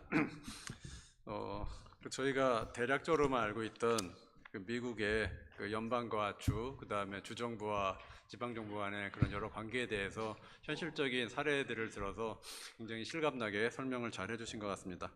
다음으로는 토론을 진행을 하도록 하겠습니다. 먼저 최유 연구위원님의 토론을 하시고, 그 다음에 성봉근 교수님, 그 다음에 다 같이 질문과 코멘트를 모아서 노 교수님이 답변을 하시는 순서대로 진행을 하겠습니다. 예, 성 위원님. 최 위원님. 한국법제연구원에서 일하는 최유라고 합니다. 예. 먼저 사회자님 말씀처럼 미국 사례를 잘 설명을 해주셔서 잘 배웠습니다. 그러니까 이게 어렵습니다. 한국에서 미국과 같은 연방국가 시스템을 도입한다는 것은 사실 쉽지 않습니다. 그리고 더군다나 지방자치 분야는 말이 다르죠.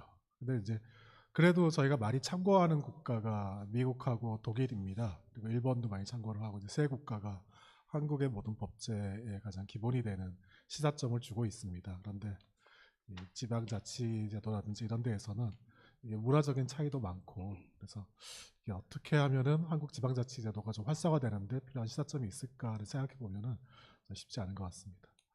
저는 토론문에서는 딜런 원칙하고 홈룰 원칙에 대해서 간단하게만 썼습니다. 근데 이 부분은 아마 이 세션에 김성배 교수님도 한번 또 말씀해 주실 것 같고요. 근데 이것도 사실 미국에서도 하나의 원칙만 적용되는 것이 아니고 복합적으로 적용되기도 하고 굉장히 복잡한 원칙입니다. 근데 중요한 것은 어쨌든 이렇게 지방자치 단체가, 기초자치단체가 무언가 할 수 있는 권한을 인정하고 있다. 거라는 거죠. 이제 그런 것들이 이제 차곡차곡 쌓이다 보니 하나의 입법 문화 관행이 되고 그 관행을 통해서 지방자치단체의 권한이 입법 권한이 이제 확정이 되는 이런 경험적인 과정을 거치면서 이렇게 형성이 되는데요. 한국은 사실 법률 우위의 원칙 그리고 법률 유보의 원칙이 워낙 강하기 때문에 법률로 하지 않으면은 안 되는 것처럼 이제 인식이 쌓여 있다는 거죠. 그리고 더 특이한 것은 법률을 굉장히 빨리 바꾸고 많이 만듭니다. 일본 같은 경우에는 법률을 그 큰 국가가 법률을 그렇게 많이 만들지 못해요. 합의가 쉽지 않기 때문에. 그런데 한국은 순식간에 만들어 버립니다. 그러니까 조례가 들어갈 수 있는 영역이 굉장히 좁아지게 되는 거죠. 법률 우위의 원칙은 미국이나 일본이나 독일, 한국 다 똑같습니다. 다만 법률 유보의 원칙을 어디까지 쓸 것이냐. 법률 유보의 원칙을 다 요구한다면은 그럼 조례가 입법될 공간은 굉장히 좁아집니다. 그런데 우리 헌법과 지방자치법 28조 1항 단서 조항은 이제 주민들의 권리 제한이나 의무부가 벌칙을 할 때 반드시 법률로 하도록 하고 있습니다. 그럼 이 원칙에 따라서 하게 되면은 지방자치단체가 뭐 복지 정도, 복지도 굉장히 중요한 사무긴 하지만 복지 말고는 할 수가 없게 되는 거죠. 그래서 우선 우리는 이 법률 유보의 원칙을 좀 제한할 필요가 있지 않나. 그리고 지방이 할 수 있는 범위를 좀 넓혀줘야 될 필요가 있지 않나. 일단 그렇게 생각합니다. 그래서 저희도 이제 홈룰하고 딜런룰의 원칙을 조금 더 사례들을 많이 조사해서 이런 것들은 지방자치단체가 해도 괜찮은 사무이지 않을까. 사무와 입법 그리고 재정이 함께 갈 수 있는 그러한 영역들을 좀 많이 확보해 가는 것이 중요한 앞으로의 연구 테마가 될 것 같습니다. 예, 제 토론은 이것으로 마치겠습니다. 예, 토론 감사합니다. 다음으로 그 성봉근 교수님 토론 시작하시겠습니다.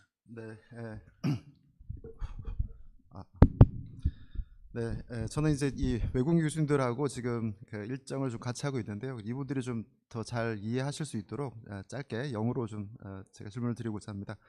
Hello everyone, I'm Professor Song. The question of how local governments secure legislative autonomy while harmonizing with the central government has been a long-standing global concern. This issue has also been explored in the United States, and I'm delighted to hear the esteemed Professor Roh Myung-hoon's valuable presentation on the participation of U.S. local governments in state and federal legislation process. Through such a comparative legal approach, I believe it is possible to draw important implications for legislation and finance related to Korea's local autonomy system. In relation to Professor Roh's presentation, I would like to pose a few questions as follows. As seen in issues like pandemics and terrorism and disaster, isn't it time to shift our focus more towards mutual cooperation between federal and local governments and between the government and the private sector? A potential drawback of the U.S. federal system could be the lack of policy consistency across the states and the local governments, a deepening financial imbalance among states, and a very complex bureaucracy among various levels of government. I would like to ask what discussions can be considered as alternatives to overcome these challenges. Yet, there is a potential for criticism due to confusion and conflict in policies related to law, education, environmental policy, and public health, arising from unclear demarcation of authority and responsibility between federal, state, and the local governments. Moreover, given the reliance of state and the local governments on federal financial support, it raises questions about the practical equality of the federal and the state governments in terms of policy making and autonomy. I'm curious whether the U.S. federal government, through such indirect routes, is excessively intervening in the legislation of state and the local governments. I would like to ask the professor for his thoughts on these two aspects. The influence and the interference of state governments on the legislation of local governments, like the federal government, may primarily occur indirectly through legal, financial, and policy means. This raises significant considerations regarding the autonomy and efficiency of local governments. It appears that the influence of U.S. states over local governments can sometimes be excessive, potentially disregarding the unique characteristics and autonomy of local jurisdiction. I am interested in hearing the professor's thoughts on this discussion. Traditionally, home rule allows local governments to autonomously enact laws and independently manage local affairs without interference from state or federal governments, thereby ensuring the autonomy of local self-governance. On the other hand, Dillon's rule, named after Judge Dillon, states that local governments can only exercise powers explicitly granted by the state government. This principle strictly depends on state law for the powers of local governments. It was surprising to learn that while home rule is assumed to be the dominant principle in the U.S. local government system, many states occasionally adopt Dillon's rule.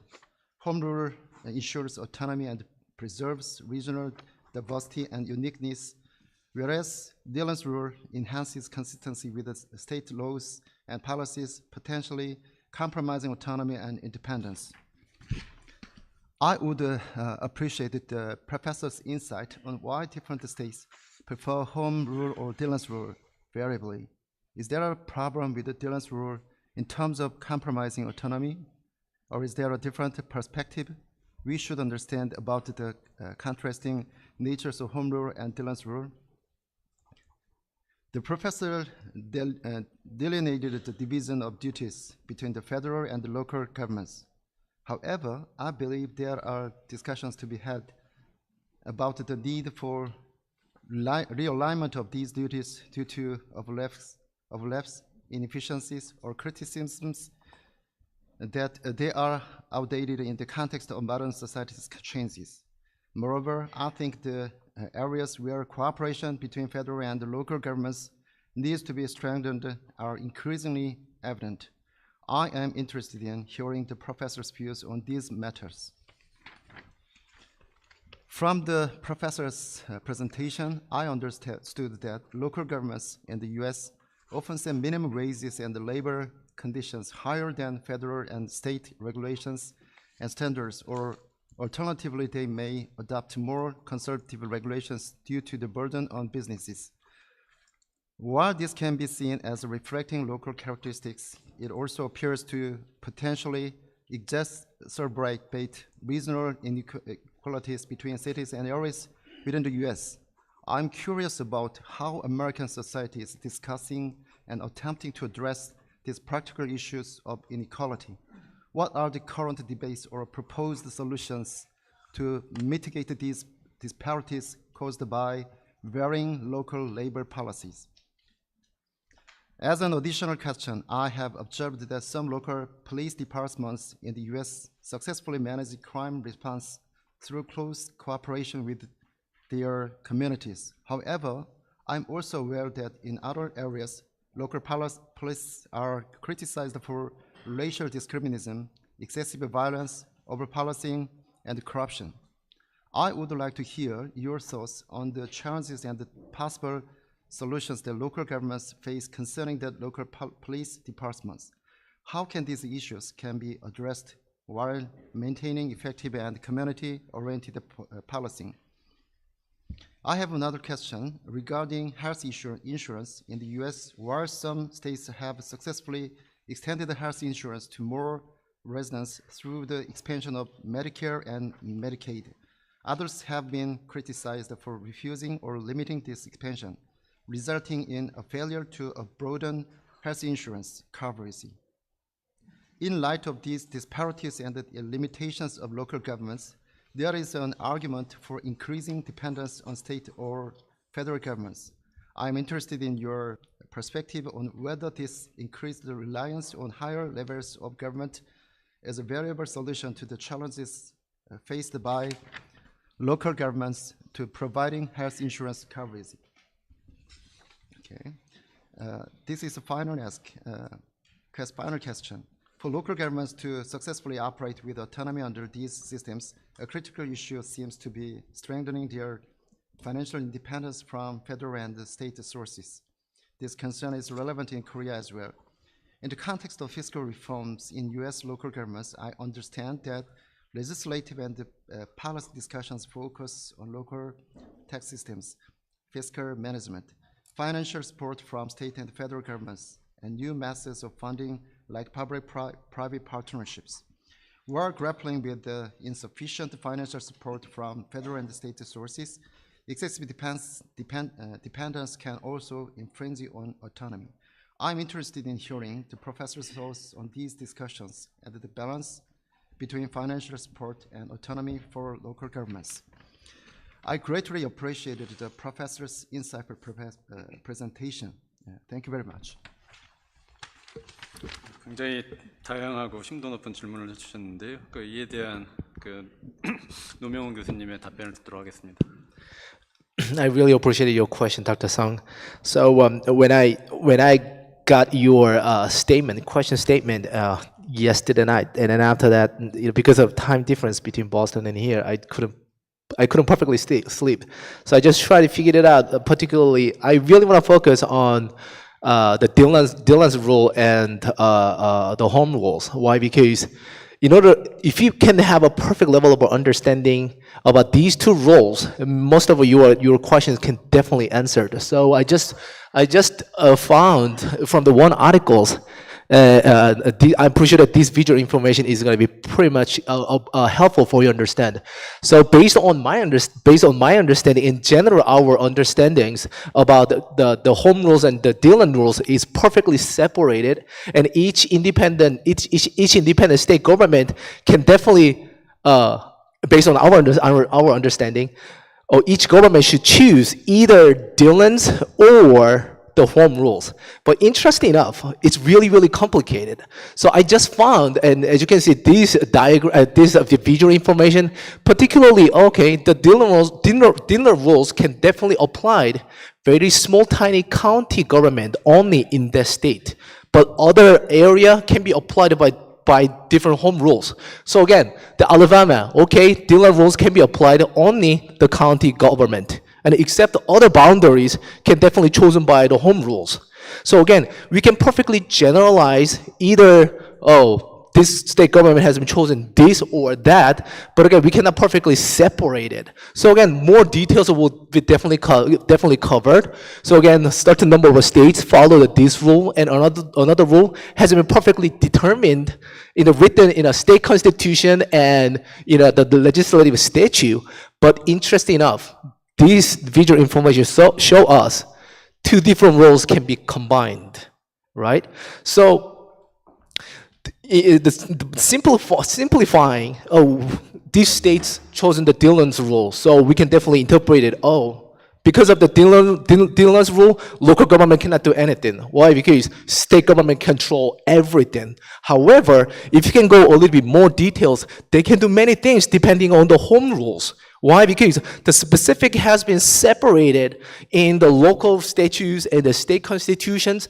So again, the trial, how we can perfectly understand about how the Dillon rules applied in this way or that way, but that is really, really hard.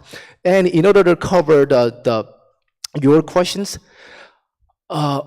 actually, in the past 1 month, I really want to try to find the best scenario. Why? Because if I find the best example, how the local rules and regulation, after this has been determined, and then state governments, constitutions or rule has been changed, and then after that, the federal government has been changed because of this. But realistically, it's almost impossible, right? So local government and state government is one body. Actually, based on our understanding, we really want to do our job based on our will, right? Our local government, our business. Because of the value of direct democracy, we need to maximize the human rights in our local people. So we want to change our rule, we want to do ourselves. So again, don't bother me from the state, don't bother me from federals. However, in the United States, even though we have this federal system, but it's a one body. State government is the head and the brain. but the arms and the hands is operated by the local government. So we cannot be perfectly separated. So again, that is a starting point how we can understand the local autonomy and autonomous legislative rights. Why? Because we really want to maximize the level of autonomy and autonomous. However, we cannot separate from the head and our arms. It has to be one body.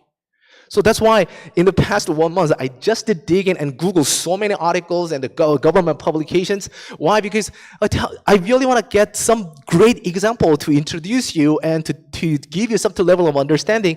Oh, because of this local government can change the state government. And after that, it can change the federal government. So again, after I just wasted almost like 2 weeks and ask my colleagues in my department and just teach me any one example, only one example is enough. And he told me that, oh, we send the Congress to the federal government. That is the way how we can change the rule.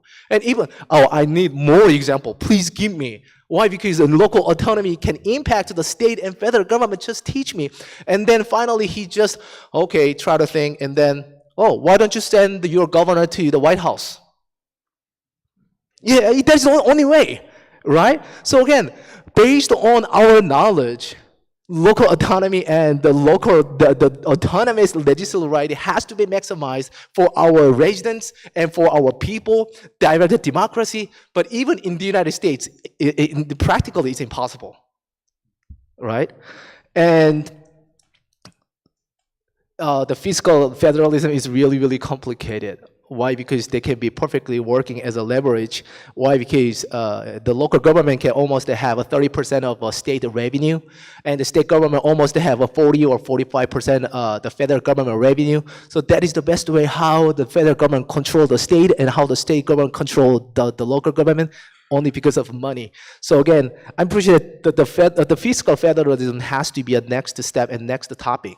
Right? Why? Because the length and the level of understanding is really, really humongous. So if you give me another chance, I'll definitely discuss about the fiscal federalism maybe next or maybe 2 years later. 예, 지금 답변으로 충분히 그 질문에 대한 답변이 되었으면 합니다. 혹시 그 지금 플로어에서 질문이 있으면 받아보겠습니다. 약간 시간은 초과됐지만 혹시 뭐 오늘 질문을 못하면 집에 가서 오늘 잠이 오지 않으실 것 같다 하시는 분은 손을 들어서 질문을 해주시죠. 예, 질문이 따로 없으신 것 같습니다. 그래서 좀 1시간 50분이라는 시간만으로는 이 굉장히 중요하고 광범위한 주제에 대해서 다루기에는 많이 부족했던 것 같습니다. 그럼에도 불구하고 훌륭한 발표와 그다음에 토론해 주신 그 세 분께 다시 한번 감사의 말씀드립니다. 이것으로 1세션 마치겠습니다. 감사합니다.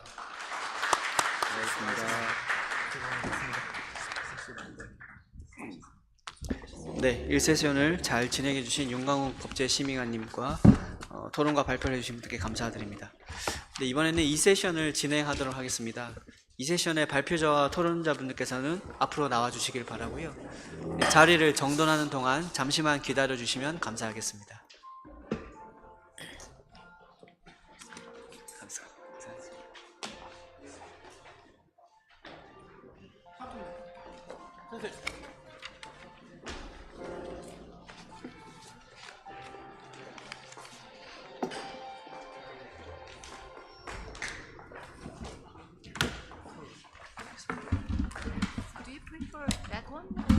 No. Yes. Yeah.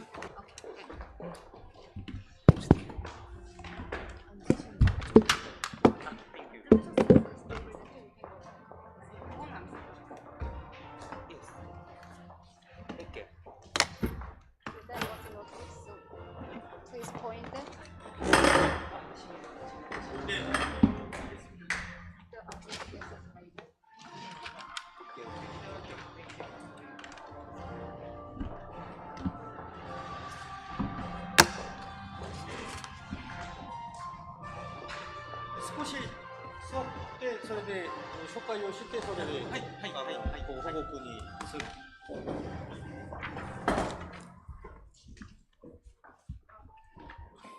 갖고 있습니다.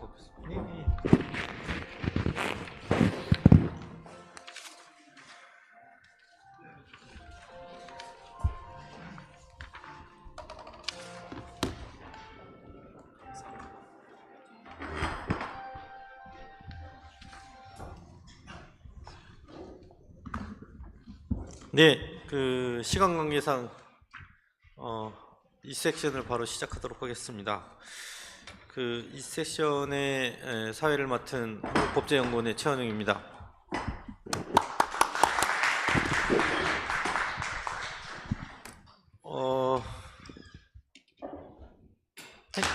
오, 아깝게.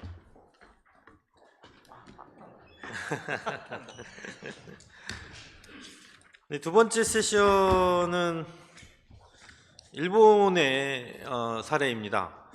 앞에서 그 미국의 자치 입법권과 관련된 이야기를 했는데요. 일본의 지방자치법과 우리나라의 지방자치법이 의외로 유사한 점이 많은데 틀린 점이 하나 있습니다. 그게 이 오늘 발표해 주실 벌칙 과태료 부과를 조례로 할 수 있는가 없는가의 문제입니다. 우리나라에서도 꽤 많은 쟁점이 되는 부분인데요. 이 발표를 위해서 오늘 일본에서 와주신 교수님을 소개해 올리겠습니다. 이마모토 케이스케 교수님이신데요. 와세다 대학에서 수학하셨고 니가타 대학에서 지금 행정법과 세법을 연구하시고 가르치고 계십니다. 쇼카이 간단히. My name is Keisuke Imamoto. Good afternoon. I'm majoring in administrative law and tax law. Thank you. 예. 그리고 토론으로 김성배 국민대 교수님을 소개해 올리겠습니다. 그 위스콘신 대학에서 그 SJD를 하셨고요. 그 미국 법에 아주 정통하신 교수님이십니다. 두 번째 토론자는 대한민국 시도지사협의회의 김희진 연구위원이십니다. 부산대에서 법학을 전공하셨고 지금 현재 국민권익위원회 전문위원도 겸하고 계십니다. 진행과 관련해서 말씀을 드리겠습니다. 그 앞 섹션과 동일하게 발표는 20분에서 25분으로 하시고 그리고 토론은 7분에서 10분으로 하시고 시간이 좀 남으면 플로어의 질문을 받는 것으로 진행을 하겠습니다. 그러면 바로 발표를 듣도록 하겠습니다. 내려갔다가 다시 올라오실까요?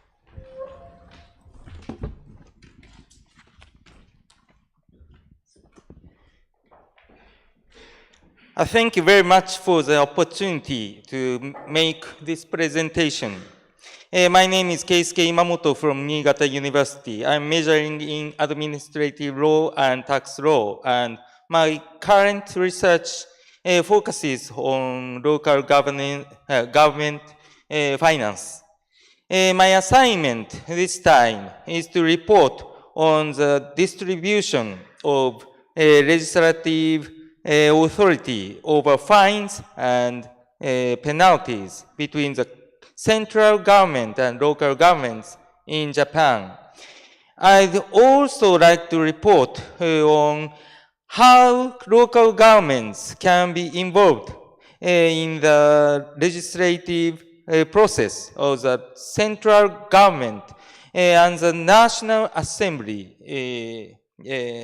which affect the administration and finances of local governments.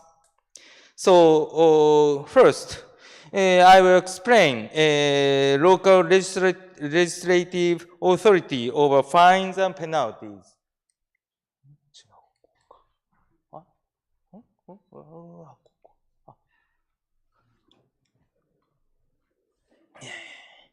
First, before presenting the local legislative authority over fines and penalties in Japan, I will give an overview of administrative penalties in Japan. Under Japan's administrative law, one of the means to ensure the fulfillment of administrative obligations is to impose sanctions on failure to comply with administrative obligations. This is called administrative penalty. There are two types of administrative penalties: administrative criminal penalties and administrative fines. Administrative criminal penalties are the names of the punishment under the penal code, which include imprisonment with labor, imprisonment without labor, fine, misdemeanor imprisonment without work, and petty fine. These are imposed by criminal procedure. On the other hand, administrative fines are imposed for a violation of an obligation that has a risk of disrupting administrative order. They are not subject to the general provisions of the penal code or the code of criminal procedure. The initial question was whether it was possible to impose administrative criminal penalties and administrative fines twice. But the Supreme Court has ruled that it is possible. In this case, though the issue was a fine imposed by the Code of Criminal Procedure, not administrative fines, the court held that it did not fall under the prohibition of double punishment as provided in the Constitution, because criminal penalties and criminal administrative fines have different purposes, requirements, and procedures for fulfillment, and are not necessarily in a binary relationship, and do not interfere with the contemplation. Next, I will explain local legislative authority over fines and penalties in Japan. Article 94 of the Constitution of Japan states, local public entities shall have the right to manage their property, affairs, and administration, and to enact their public entities. But it is general local public entities that have the authority to enact ordinances. There are two types of ordinary local public entities: municipalities, which are basic local public entities, and prefectures, which are wide area local public entities. In Japan, all areas except the Tokyo Special Ward belong to basic local public entities, and prefectures encompass them. Although the Tokyo Special Wards are special local public entities, the Tokyo Special Wards have authority almost similar to that of municipalities, and they have been granted the authority to enact ordinances. I return to the main explanation. In addition, Article 14, paragraph 1 of the Local Autonomy Act provides that general local public entities may enact ordinances regarding the affairs referred to in Article 2, paragraph 2, i.e., regional affairs and other affairs that are to be conducted by law or cabinet order based on the law, as long as they do not violate laws and regulations. Fines and penalties at issue in this presentation are provided in the Local Autonomy Act as follows. Article 14, paragraph 3 of the Local Autonomy Act provides that, except as otherwise provided in laws and regulations, general local public entities may establish provisions in their ordinances to the effect that a person who violates an ordinance shall be imprisoned with or without work for not more than 2 years, fined not more than 1 million yen, imprisoned for misdemeanor without work, petty fine, or carried administrative fine of not more than 50,000 yen.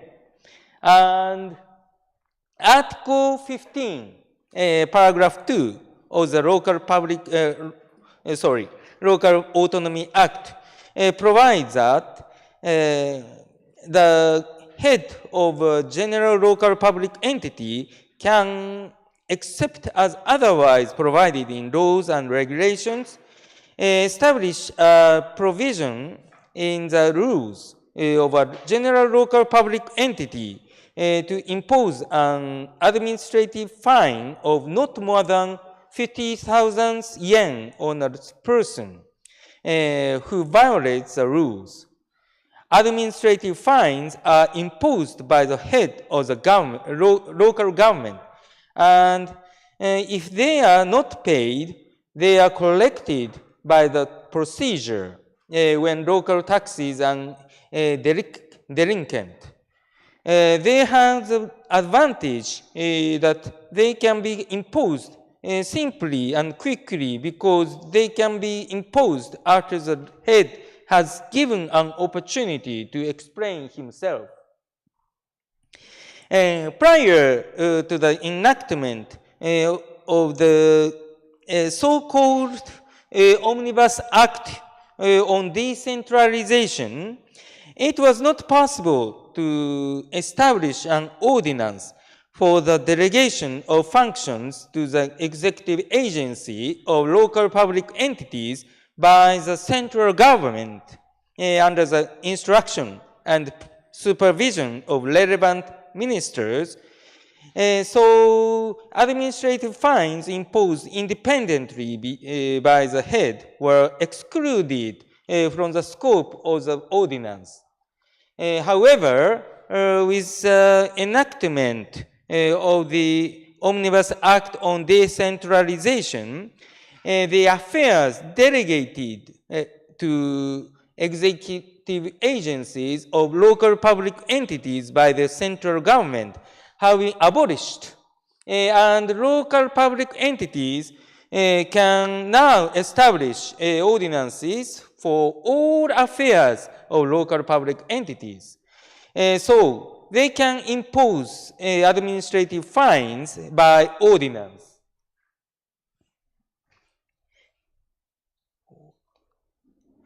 Prior to the enactment of the Omnibus Act on decentralization,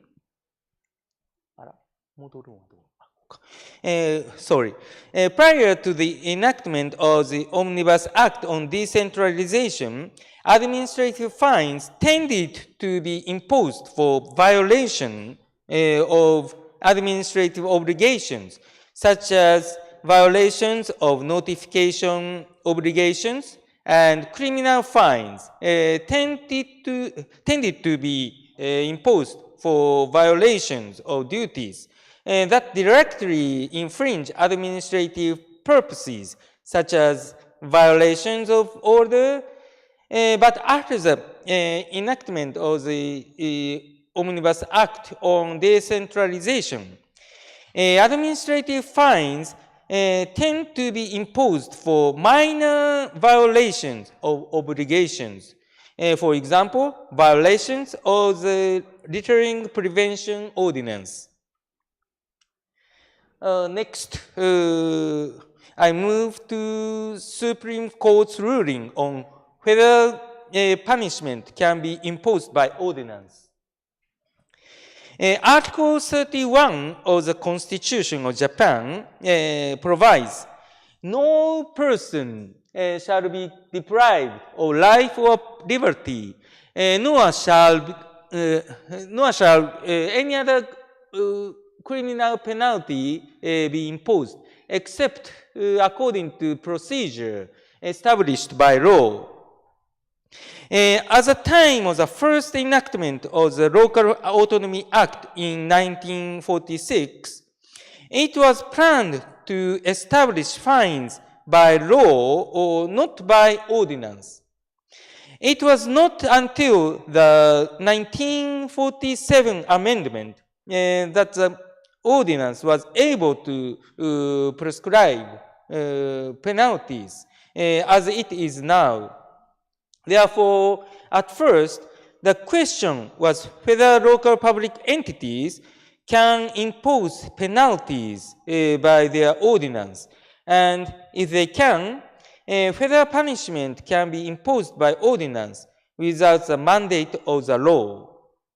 Or the Supreme Court ruled that imposing a penalty by an ordinance based on Article 14, Paragraph 2 of the Local Autonomy Act does not violate Article 31 of the Constitution. In the case of Supreme Court case May 30, 1962, hearing after the case of 1962. The case of 1962 is a following case. Following case. Osaka City's ordinance on the regulation of prostitution and solicitation on streets, etc., provided that the act of following or inviting another person on the street or other public place for the purpose of prostitution should be punished by a fine of not more than 5,000 yen or misdemeanor imprisonment without work. The defendant argued that the fact that Article 14, Paragraph 2 of the Local Autonomy Act means that when the scope of the authorization is unspecified, abstract, and not concretely specified, it is generally impossible to impose penalties on any matter under the ordinance. He also argued that it violated Article 31 of the Constitution, which provides the principle of criminal penalties. In the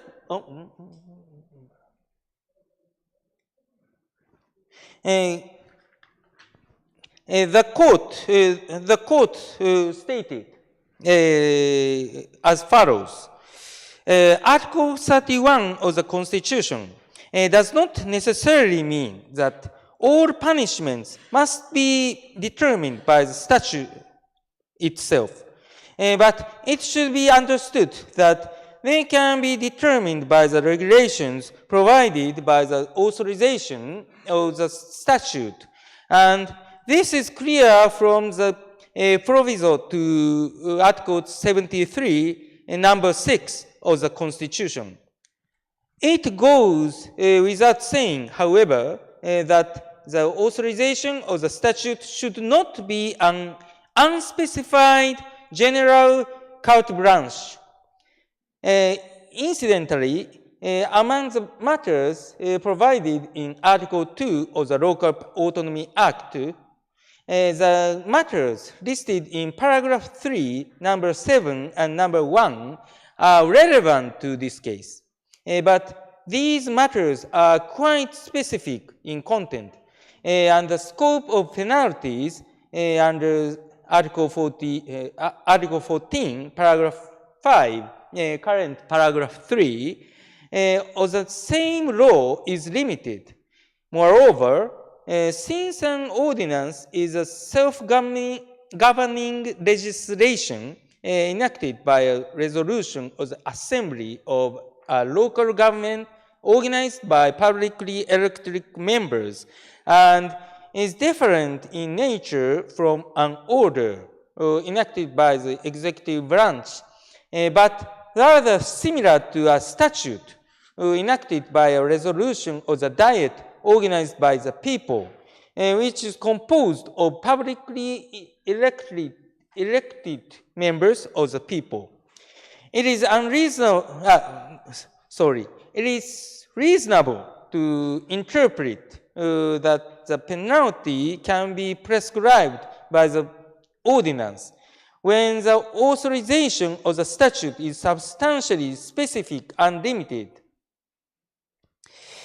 It can be said that the provision of penalties within the scope of limited punishment, as in Article 14, paragraph 5, current paragraph 3 of the Local Autonomy Act, with respect to matters of considerable specificity, such as Article 2, paragraph 3, number 7 and number 1 of the Local Autonomy Act, means to punish in accordance with the procedure prescribed by law in the sense of Article 31 of the Constitution.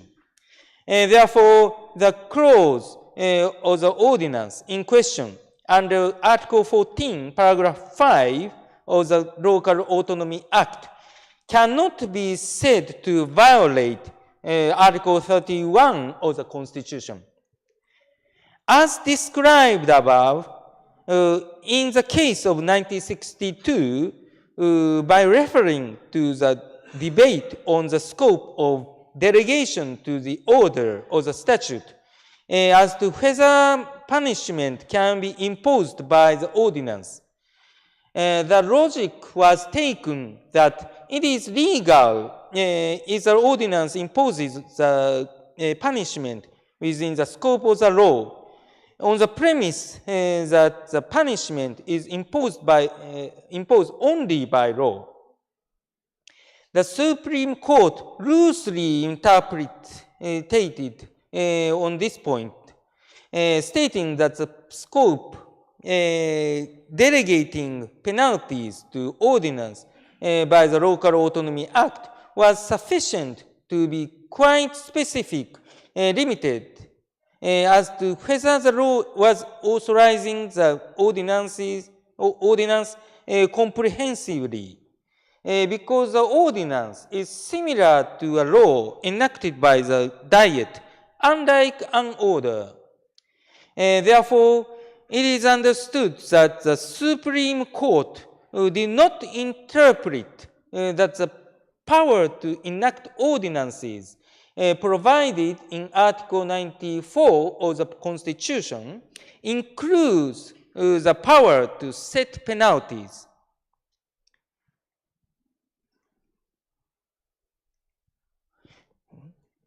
From the outset, it has been strongly advocated that since the power to enact ordinances is directly authorized by the Constitution, penalties for violations of ordinances can be prescribed without a special delegation of the law.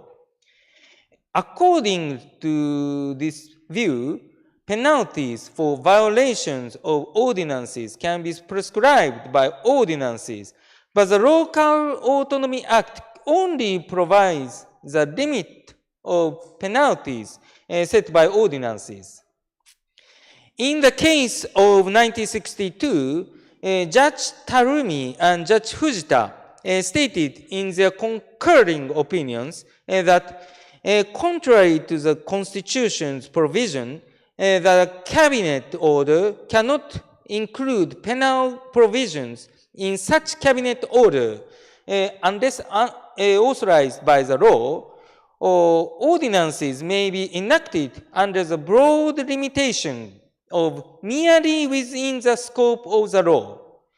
They said that the Local Autonomy Act has established a general restriction on the extent to which an ordinance can be enacted, and this restriction is not unconstitutional even if it is broad and comprehensive.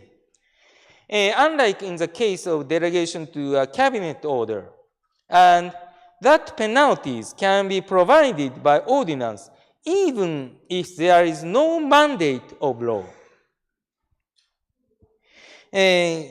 Next, I move to local legislative authority over fines and penalties after the Omnibus Act on decentralization of 1998.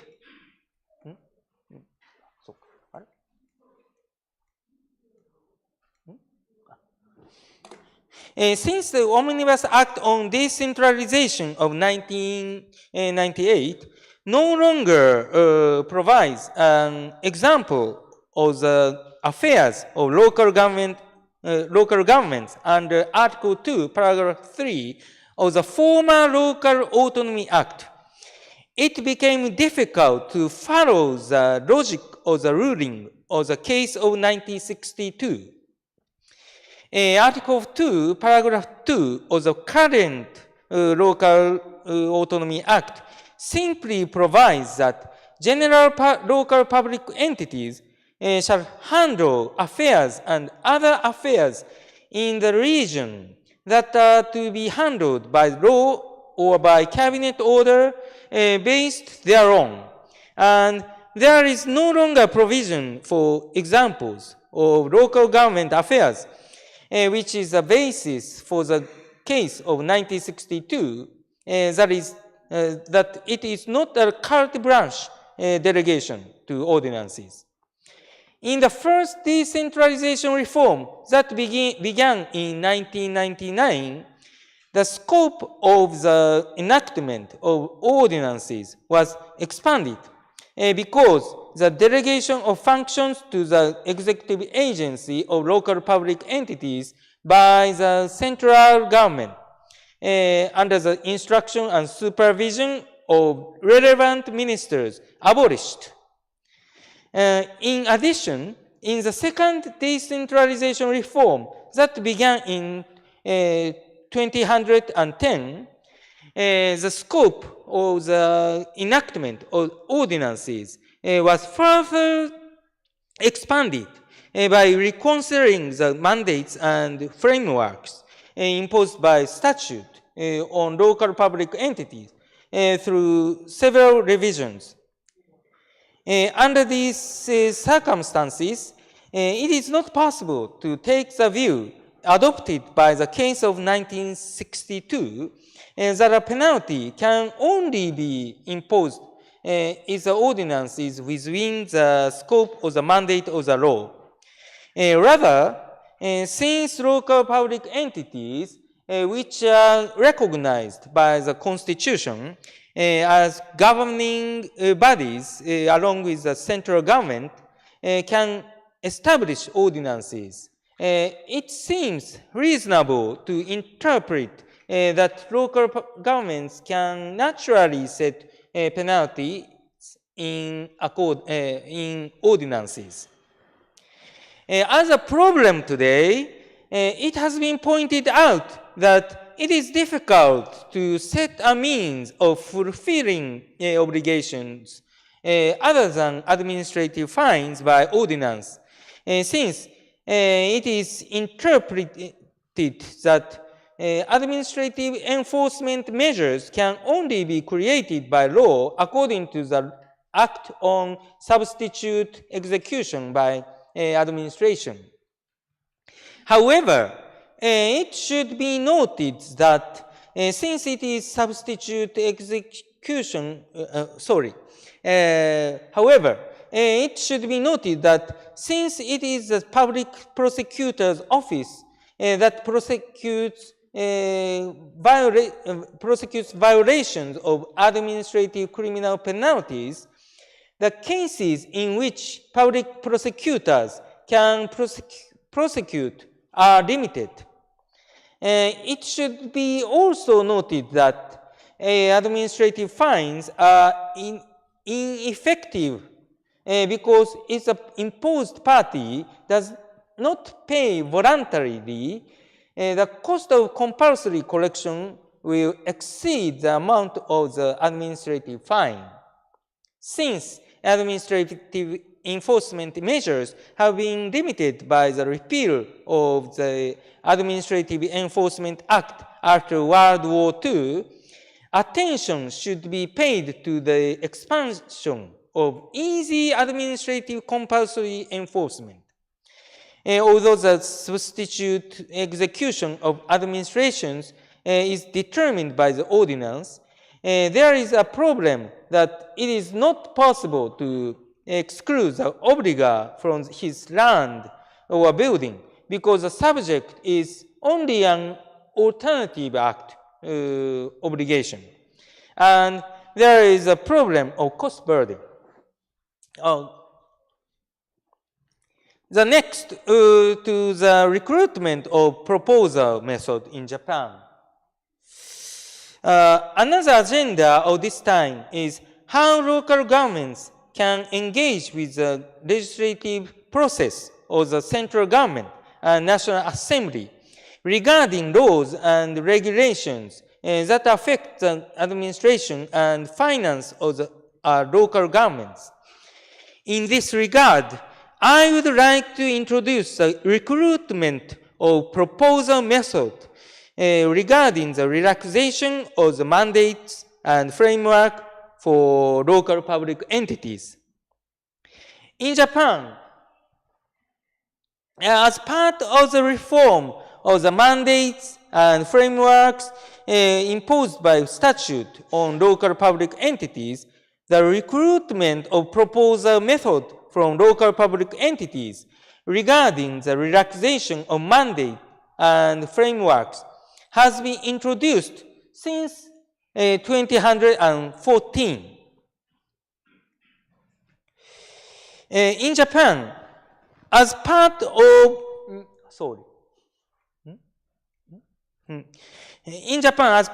the reform of the mandates and frameworks imposed by statutes on local public entities, the recruitment of proposal method from local public entities regarding the relaxation of mandates and frameworks has been introduced since 2014. The decentralization reform that began in 1999 came to a halt in 2014 with the completion of the review of the recommendations of the Committee for the Promotion of Decentralization Reform and entered a new stage.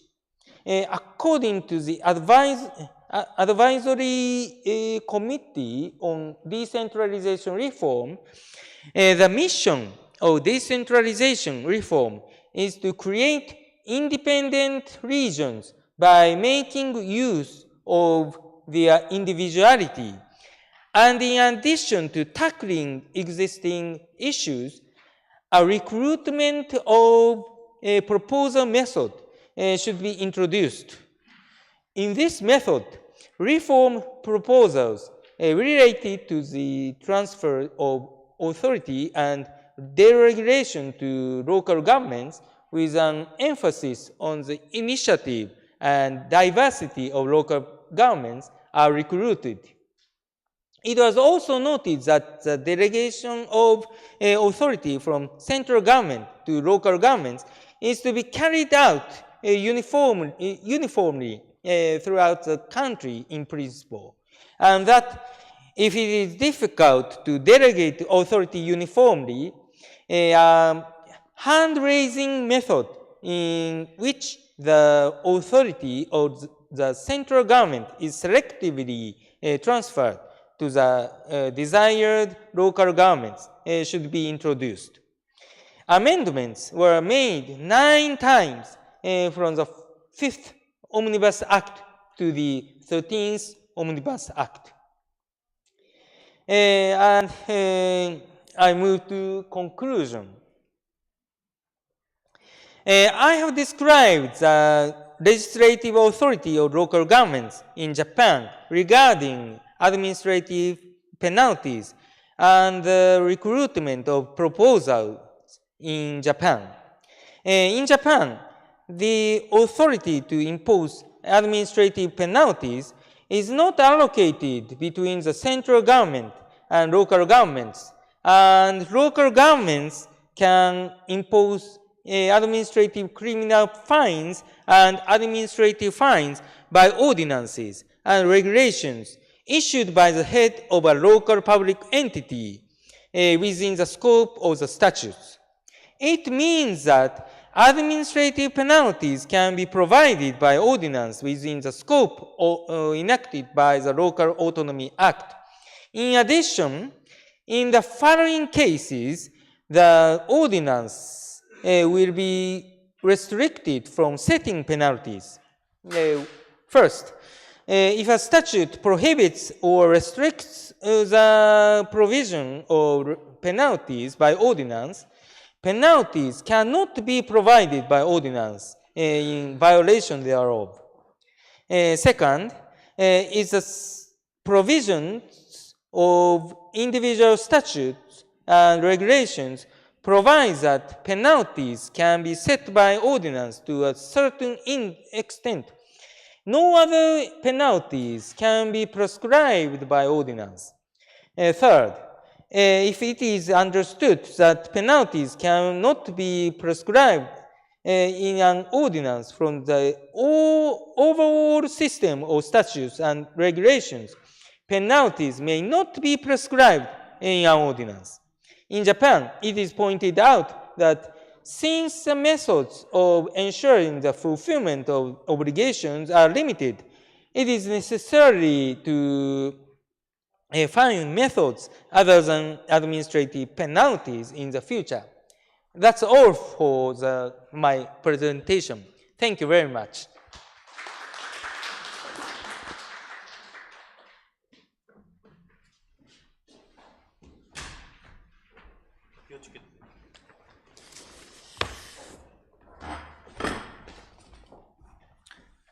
네, 일본에서 조례로 이제 벌금 또 과태료 등을 이제 조례로 부과할 수 있다라고 하는 그 점을 이제 판례 등을 들어서 설명을 해주신 것 같습니다. 제가 일본에서 공부를 해서 좀 이제 용어상 오해가 있을 수 있는 부분들에 대해서 잠깐만 말씀을 드리겠습니다. 그 90페이지에 번역되어 있는 거 보면 맨 꼭대기에 범칙금 부과가 일반적으로 가능하다가 아니고 불가능하다로 주장되어 있는 것으로 보시면 될 것 같습니다. 그 원고가 이거는 조례로 정할 수 없다, 그리고 나를 처벌할 수 없다라고 이제 주장한 건데 번역이 잘못됐고요. 헌법 제73조 제6호 단서 조항은 일본 헌법 73조는 내각의 사무를 규정하는 법입니다. 그 규정입니다. 근데 그 6호에 보면 법률을 시행하기 위해서 정령을 제정할 근거를 두고 있는데 이제 우리나라의 시행령이죠.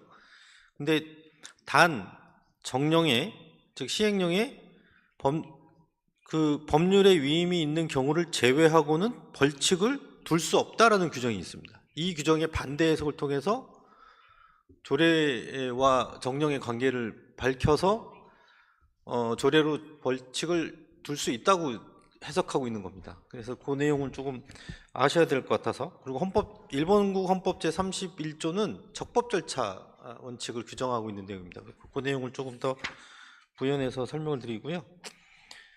그 뒤에 대체 행위 의무라는 건 이제 대체적 자기 의무를 의미하는 것이고요. 그 다음에 이 제한 공모 방식은 좀 좀 구체적인 설명이 필요할 것 같은데 그 부분은 나중에 이제 토론 이후에 시간이 나오면 하겠습니다. 그러면 그 첫 번째 토론자이신 김성배 교수님 모시고 토론을 듣도록 하겠습니다. 네. 네, thank you for inviting me as a discussant to this academic conference. I'm a Professor Kim from Kookmin University. I would like to express my sincere appreciation to the Minister of Legislation and the academic organization for hosting the 2023 International Forum on Local Autonomy Legislation. This platform has provided me with a unique opportunity to delve into Professor Keisuke Imamoto paper first, enhancing my understanding of the evaluation of local government legislation in Korea. I extend a special thank you to Chairman Choro Che of Korea Association of Local Government Law for facilitating this enlightening discussion. Imposition of penalties by audience is still an ongoing issue in Korea, and the allocation of legislative power between the central and local government is a matter of debate in Korea and Japan. In the United States, where various forms of local government exist and local autonomy is highly valued, those are also debate issues. Article 34, paragraph 1 of Korea's current Local Government Act stipulates that local government may impose a fine of not more than 10 million won by audience for the violation of audience. In contrast, Japanese Article 14 of the Local Autonomy Act allows for the certain criminal fine and penalties. Notably, Korea's Local Autonomy Act is distinctive in its limitation to the administrative fine for the audience violation. While the current provision confined penalty to the administrative fines, there was a period when Korean Local Autonomy Act permitted comprehensive criminal penalties through audiences. Instance occurs when not only local council but also administrative rules set by the head of local government could impose criminal penalties. Due to time constraint, I want to skip a detailed explanation of the legal history regarding penalties from audience violation in Korea. Please refer to the discussion paper for the further information. Despite of the significance of the local autonomy, the Korean Constitution addresses local autonomy in only 2 articles. Article 117 of Constitution emphasizes the principle of statutory supremacy, stating that local government shall deal with the administrative matters pertaining to the welfare of local residents, management property, and may enact provisions related to the local autonomy within the limit of Act and subordinary statute. Personally, I align this constitutional debate with the theory of legislative preemption observed in the United States.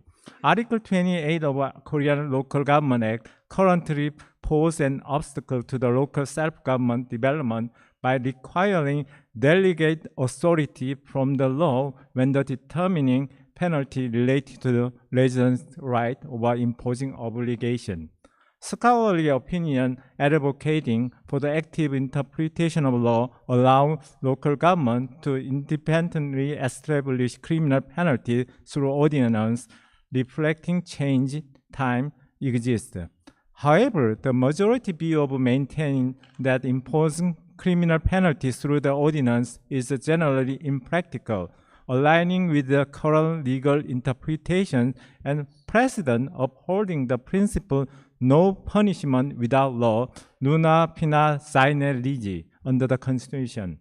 To my knowledge, Professor Keisuke is actually actively researching the local government system in the United States too. From the comparative legal and practical perspective, I would like to pose several questions. Firstly, regarding the allocation of legislative power between the central and local government in the United States, the Dillon Rule and Home Rule were historically significant. But as I believe, the current focus is changes on the interpretation of preemption. In connection with the specific area of contention, I am interested in the application of preemption. For example, concerning sharing economies such as share housing like Airbnb and share car service like Uber, minimum wage, sick leave, or paid leave, anti-discrimination measure related to the audience against LGBT discrimination, etc., and the distribution of legislative power between the central government and local government in property tax levies, such as California Proposition 13 of 1978. For instance, New York recognized state law preemption on share house, while New York City has its own enhanced audience imposing fines and penalties for shared home advertising. In contrast, Colorado is known to have a preempted state law legalizing share homes and preventing local government from regulating them. In the case of share vehicle service, many American states allow shared vehicle service through state law preemption, local government audience. I'm curious about the legislative power distribution in this area in Japan. In connection with the previous question, I'm interested in the understanding if there are any common problem in Japan when criminal penalties are imposed by audience at the discretion of individual local government. For instance, what is the relationship between general provision of Japanese criminal code and audience established when penalties are imposed? In Korean Criminal Code, Article 2, domestic offenses apply to both Korean nationals and aliens who commit crime within the territory of Korea. I wonder how the principle of nationality, limitation to resident, and territoriality limited reason are handled. Specifically, what happened when behavior defined as crime by audience in one area, not crime, but a mere violation of admissive order in another. On personal note, I anticipate that area where criminal penalty are imposed by audience in specific region, despite not be crime under nationwide criminal law, are likely subject of discussion regarding decriminalization. I'm curious if there are cases where the conflict or contradiction with the decriminalization movement arise in Japan. Additionally, as local government audience offer more regional diversity compared to the central law, I'm curious about potential controversies related to the punishment of residents from other regions unaware of the existence of such audience. If there are specific tendencies or categorized reasons for local government imposing criminal penalty, I would appreciate hearing about them.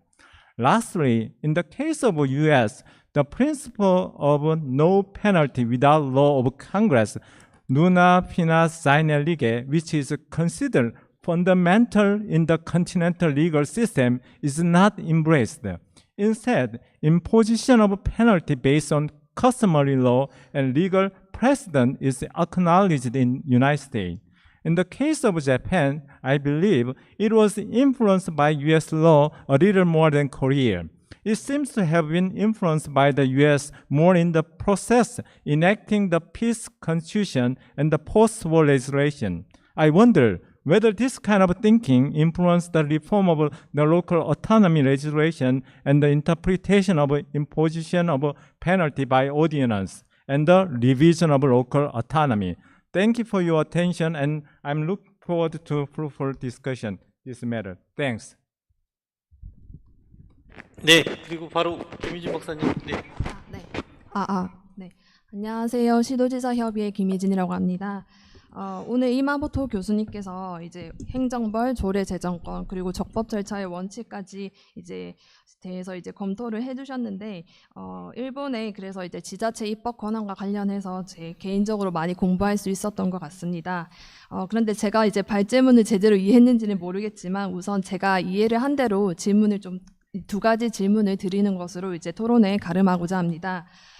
발제문에서는 그 일본의 경우 조례로 이제 범칙금을 규정할 수 있는지에 대해서 견해가 나뉘고 있음을 이제 알 수 있었습니다. 제가 편하게 1설과 2설이라는 2설로 이제 구분하도록 하겠습니다.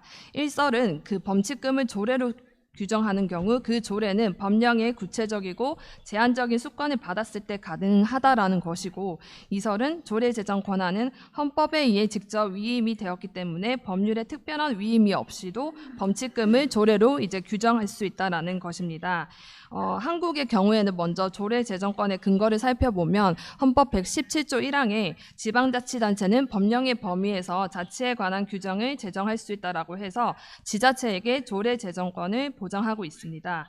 그리고 지방자치법 28조 1항은 지방자치단체는 법령의 범위에서 그 사무에 관하여 조례를 제정할 수 있다. 다만 주민의 권리 제한 또는 의무 부과에 관한 사항이나 벌칙을 정할 때에는 법률의 위임이 있어야 된다라고 이제 헌법상 조례 제정권을 구체화시키고 있습니다. 그리고 이제 지방자치법 34조 1항에서는 조례 위반에 대해서 조례로서 과태료를 부과할 수 있음을 규정하고 있는데요. 따라서 이제 한국의 경우에는 지방자치법 34조와 28조 1항 단서에 따라서 법률에 위임이 있는 경우에 과태료 규정을 조례로 이제 정할 수 있고, 벌금과 같은 행정 형벌의 경우에는 헌법 13조 1항 그 모든 국민은 행위 시의 법률에 의하여 범죄를 구성하지 아니하는 행위로 소추되지 아니하며라고 이제 규정을 하고 있는 것과, 그리고 헌법 12조 1항에 법률과 적법한 절차에 의하지 아니하고는 처벌, 보완 처분 또는 강제노역을 받지 아니한다라는 규정에 따라서 이제 재형법정주의가 적용이 되어서 행정 형벌의 경우에는 법률로서만 규정을 할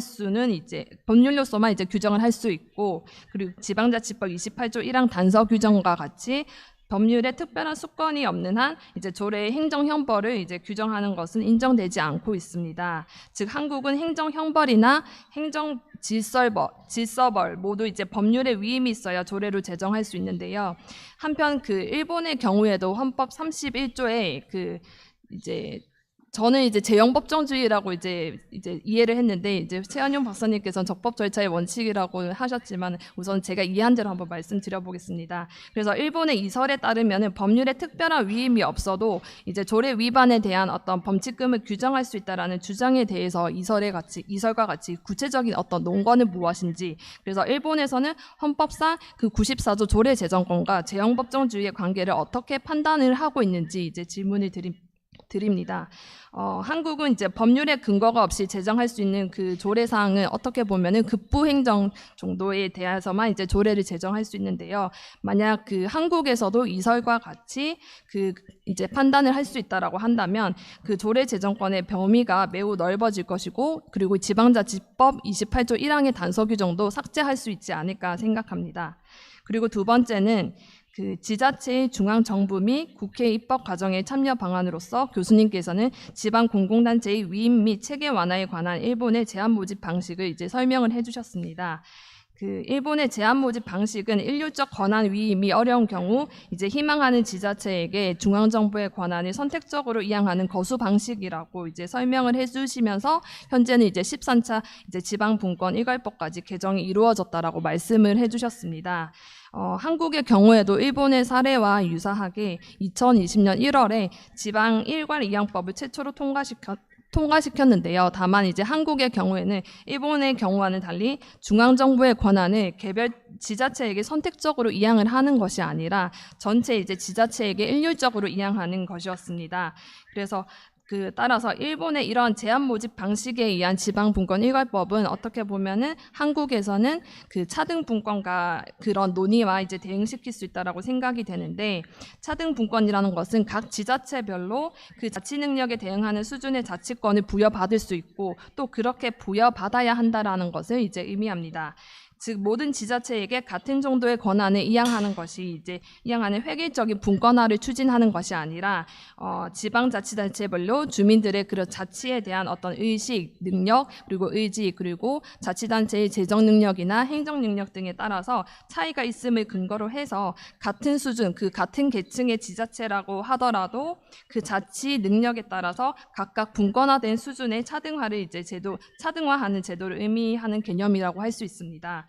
그런데 이제 한국에서는 이러한 논의에 대해서 이제 차등적 분권이 오히려 인구수에 따라서 그 지방자치단체를 우등과 열등으로 이제 나누게 되고, 그래서 수도권 집중이나 대도시 집중 현상을 부추기는 것이 아닌지에 대한 어떤 고민이 필요하다라는 그런 견해도 있는데요.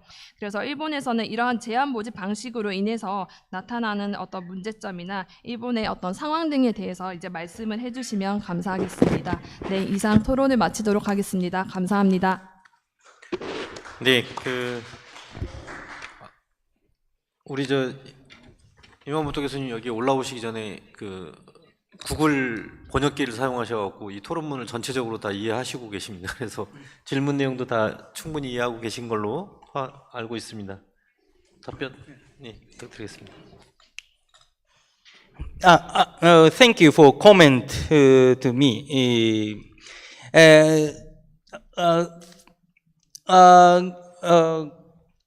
The questions are written only in Korean, so I made a manuscript as fast as possible, but it is not incomplete. It is not complete, so please forgive me. Dr. Kim Sun-bai, thank you for your question. I learned a lot about the fact that in Korea, even though fines were originally stipulated by ordinance in 1994, only fines were stipulated by ordinance. The first point is how the theory of preemption is developed. In the second decentralization reform mentioned in the report, the mandatory framework was reviewed and the scope of the enactment of the ordinance was expanded. However, I am concerned that this could be interpreted as expanding the scope of the ordinance only if the mandatory framework is reviewed by national law. Here are some of the questions you asked.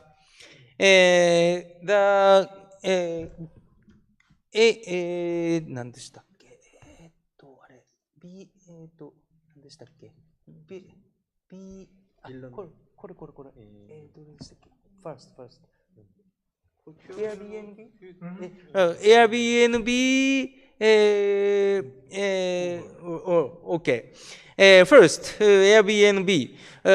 In Japan, the taxi driver is strictly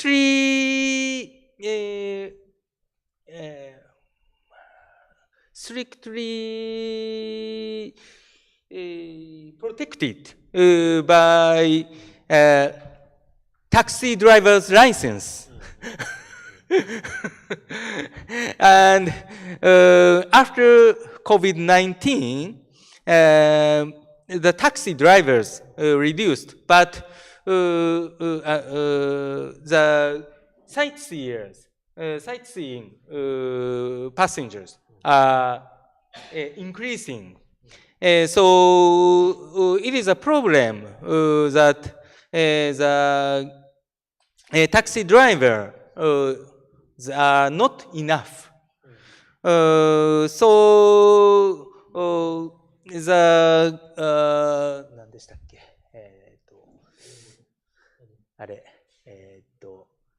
タクシーのあれです。Sorry あれですよ。要するにAirbnb みたいなやつをなんて言うんでしたっけ。そうタクシードライバーでsorry. So the taxi not driven by taxi driver is examined, but the taxi drivers strongly opposed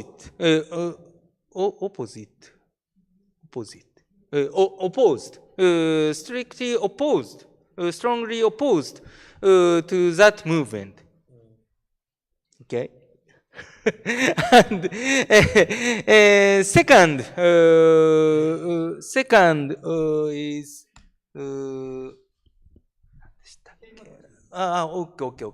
okay. Minimum wage.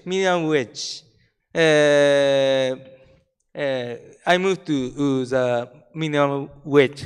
The minimum wage is provided by the Act of minimum wage to be set by prefecture.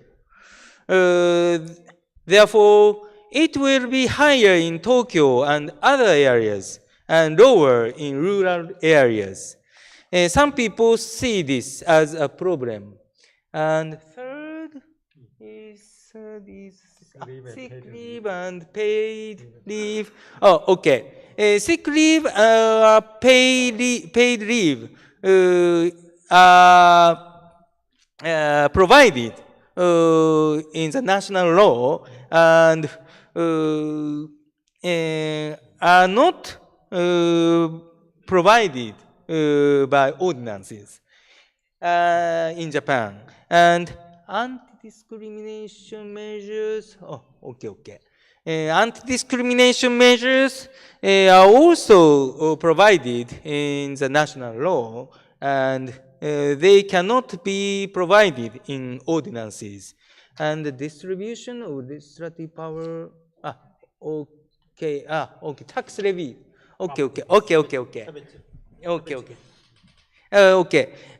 Property tax can only be levied by municipalities in Japan, according to the Local Tax Act. Rather, the relationship between the valuation of fixed assets and the assessment of inheritance tax can be problematic. Recently, in the field of personal information protection, on the contrary, what was provided by ordinance has been provided by the Act of Personal Information Protection. This is attracting attention as an example of centralization. It is also in Japan that punishment differs depending on the region. For example, the Youth Protection and Development Ordinance is not established only in Nagano Prefecture. Nagano Prefecture is an education prefecture, so it is not a problem, I think. Next, Dr. Kim Hee-jin. Thank you for your question. I would like to thank you for telling me about the situation in Korea. I will answer the first question of the relationship between the power of enacting ordinances and the doctrine of no punishment without law. Many criminal law scholars argue that there is still the doctrine of no punishment without law, and that the penalty cannot be prescribed by ordinance.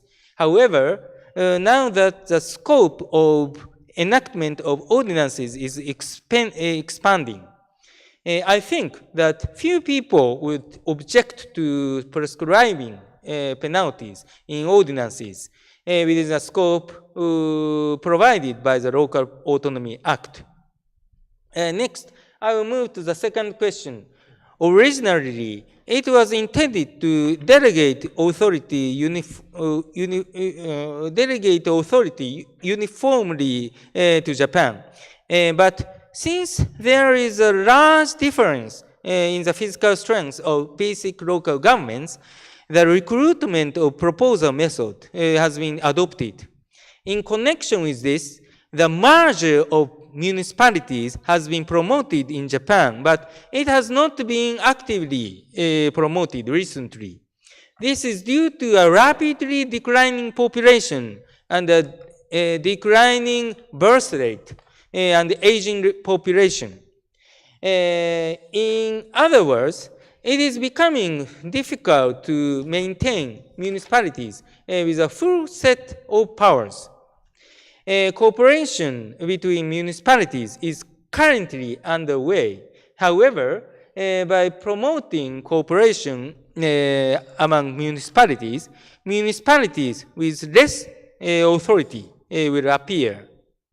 It has been pointed out whether this violates the essence of local self-government provided in the Constitution. I don't necessarily answer all of them, but that's all I can say. Thank you. 네, 그 발표와 토론 감사합니다. 시간이 그렇게 남아 있는 상황이 아니라서 네, 이 섹션을 마무리하면서 그 일본어의 그 용어 사용과 우리의 용어 사용이 굉장히 유사해 보이지만 또 다를 수 있습니다. 그래서 이 번역문이 약간 수정돼야 될 것들을 좀 이제 제안을 드리고요. 그리고 이 제한 모집 방식에 있어서의 차등 문건 문제인데 일본 사람들이 이걸 차등 문건이라고 이야기하지 않습니다. 지방자치단체가 원하는 것을 지침이나 하위 법령 단계에서 풀어주는 방식을 택하고 있기 때문에 굳이 이게 그 차등이다 뭐 이런 이제 표현 쓰고 있지는 않는다는 점을 좀 부연하면서 네, 이 섹션을 마치도록 하겠습니다. 감사합니다. 네, 일본의 좋은 사례를 논의해 주신 네 분께 다시 한번 감사드립니다. 네, 시간 관계상 이어서 바로 3세션을 진행하도록 하겠습니다. 3세션의 발표자와 토론자분들께서는 앞으로 나와 주시기 바랍니다. 잠시 자리를 정돈하도록 하겠습니다.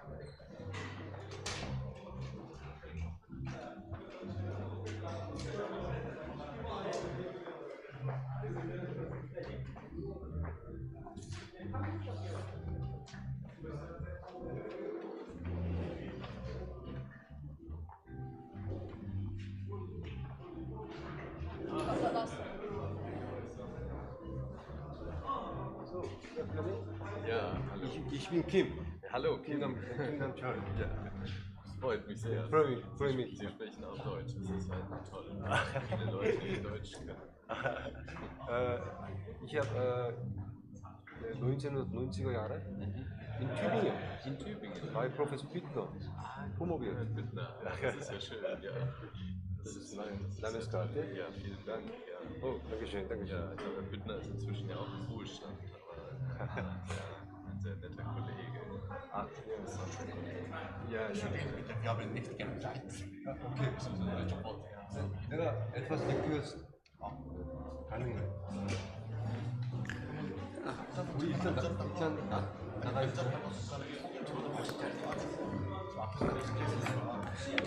네, 그럼 모두 착석을 부탁드리고요. 자리에 착석해 주시면 감사하겠습니다.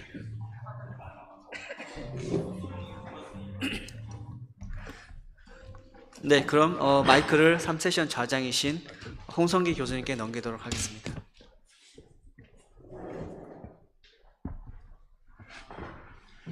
예, 안녕하십니까. 3세션 사회를 맡은 동대 홍성기입니다. 시간이 지금 많이 지체가 된 관계로 간단하게 제가 그 발제자와 토론자를 소개를 해드리고 바로 바로 세션을 시작하도록 하겠습니다. 먼저 오늘의 발제는 프라이북 대학의 얀 헨릭 클레멘트 교수님이 발표를 맡아주시겠습니다. 만하인 대학 법경제학 교수하시고 바덴-württemberg 고등법원 판사를 하시다가 지금은 파이북에서 공법 교수로 계십니다. 그리고 토론자로는 연세대학교 김남철 교수님이십니다. 김남철 교수님은 튜빙엔에서 공부를 하셨는데요. 오늘 마침 튜빙엔에 포장재와 관련된 주제가 있어서 오늘 좋은 토론을 부탁드릴 것 같습니다. 마지막으로 3세션 토론자는 박상균 법제처에서 경상북도 법제협력관으로 계신 분입니다. 경제법제국 법제관하고 행정법제국 법제관인데 실무적인 차원에서 좋은 토론을 해주실 거라고 생각을 하고요. 그러면 클레멘트 교수님께 한 25분, you have 25 minutes, okay, the presentation, 하고 그리고 나서 바로 3세션 진행하도록 하겠습니다. Yeah, thank you so much, Professor. I would like to start with the Korean word 감사합니다. Thank you so much for your kind invitation. I enjoy very much discovering your great country and meeting all these inspiring people. Let me talk about German federalism. First, Germany as a federal state. Pursuant to Article 20 of the Basic Law, the Federal Republic of Germany is a federal state. The Federal Republic consists of 16 constituent states, known in Germany as Länder, and the Union itself, the Bund. Both the Länder and the Bund have the character of legal entities. The principle of the sovereignty of the individual German states, enshrined in the Basic Law, is not just a founding myth of state theory or a worthless formal guarantee, but binding constitutional law. It guarantees inter alia a core set of material rights of sovereignty at the level of the Länder. According to the so-called eternity clause in Article 79, paragraph 3 of the Basic Law, the principle of federalism cannot even be abolished by a constitutional amendment.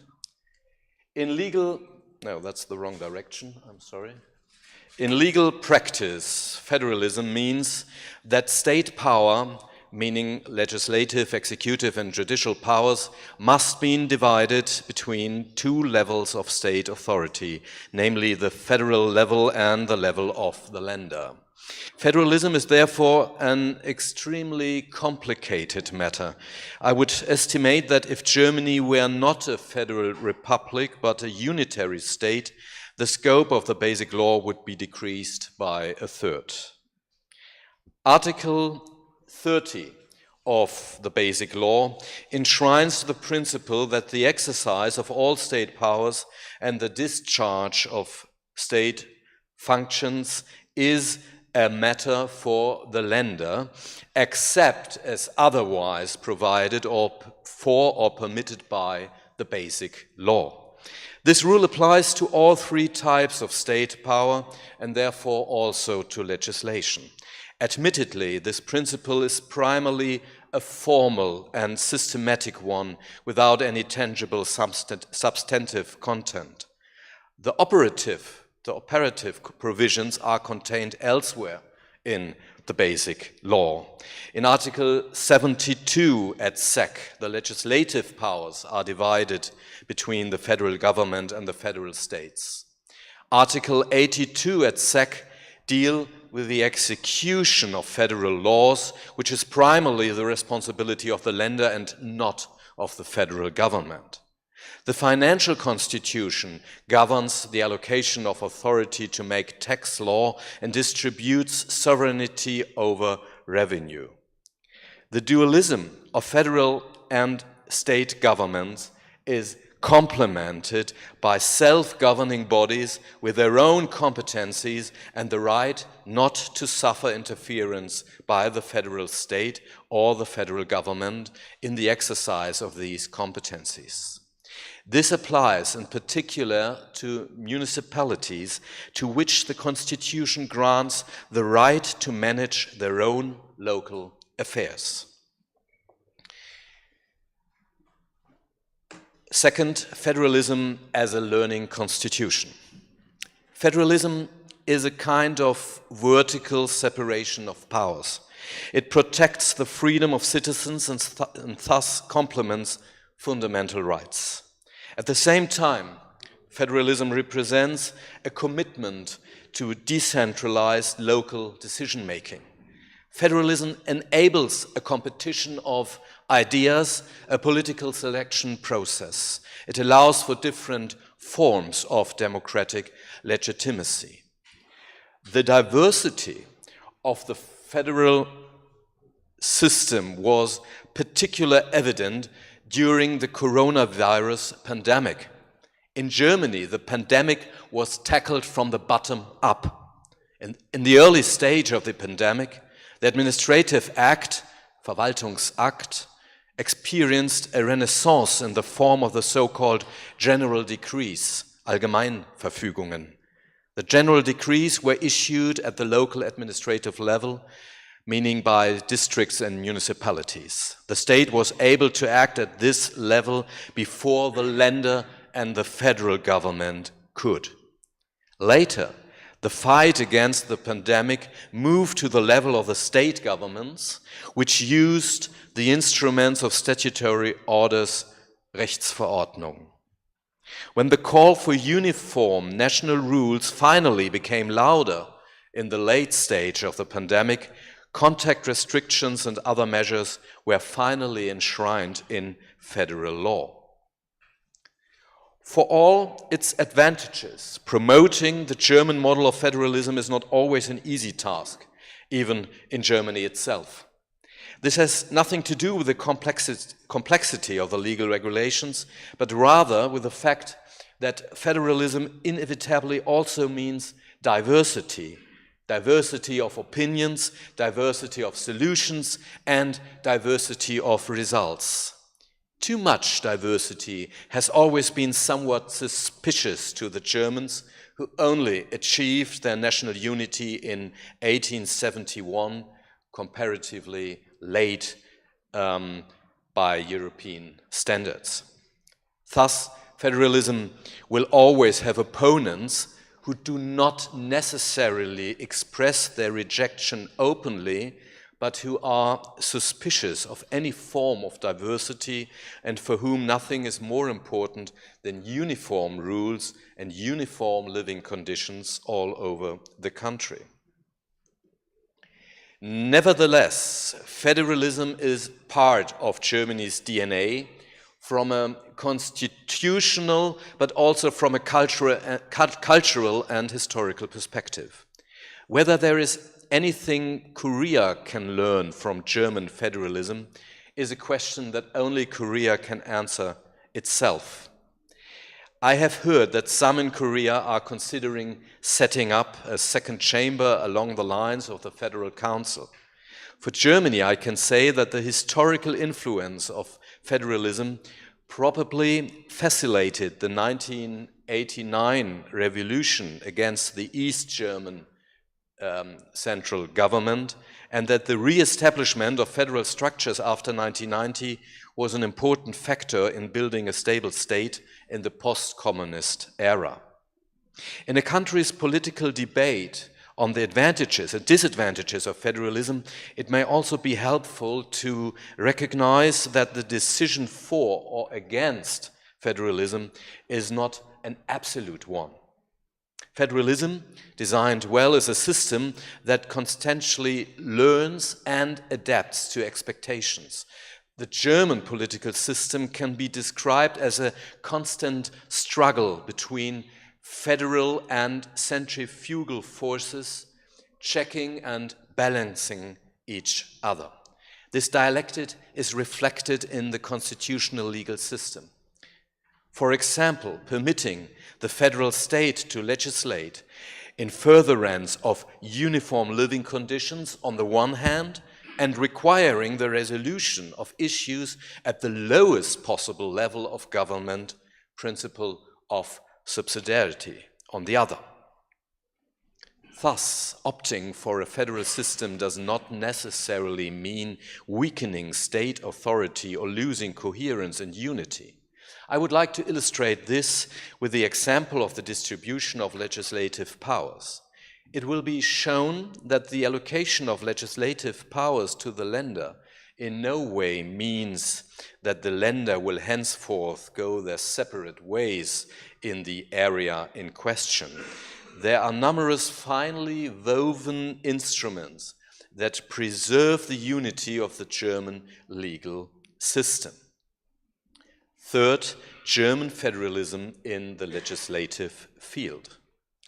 While the execution of federal laws is indeed largely the responsibility of the lender, the legislation itself is in essential parts reserved to the federation. Only comparatively modest residual powers remain with the lender.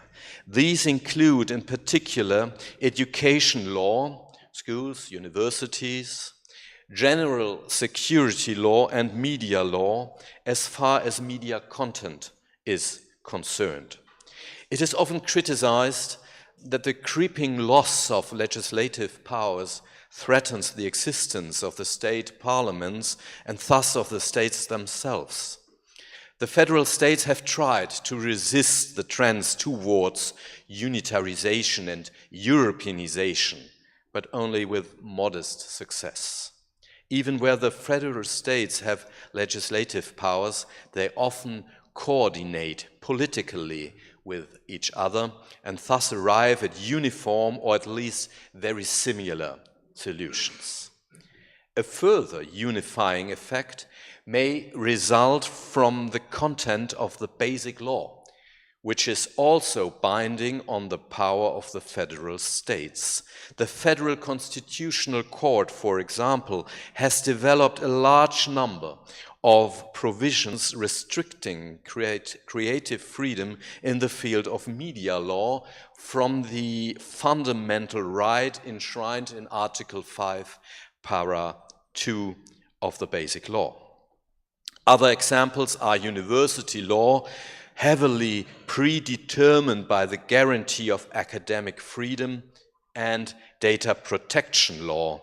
The latter was ultimately developed from the fundamental right to informational self-determination and is still held together across federal jurisdictional boundaries by the case law of the Federal Constitutional Court.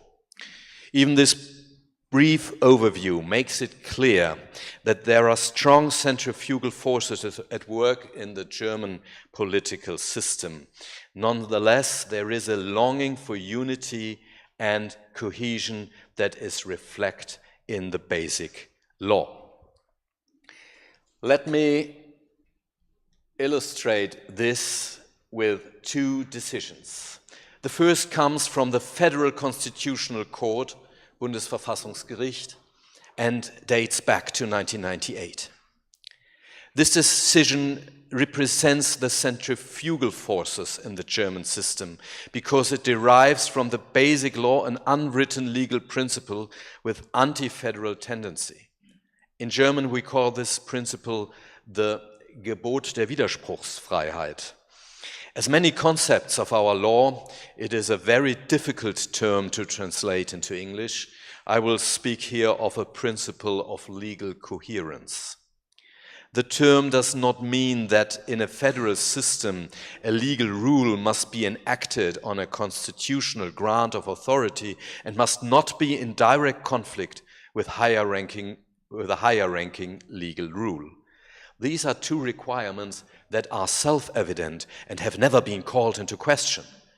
Rather, the principle of coherence states that a legal provision enacted by the lender or by the municipalities must also be conceptually integrated with higher ranking law.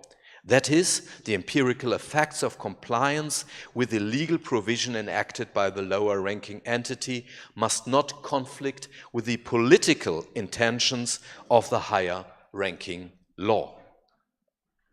The decision of the Federal Constitutional Court concerned a tax levied by the city of Kassel on plastic packaging for disposable tableware, such as that used at Christmas markets, very important in Germany, and other public festivals.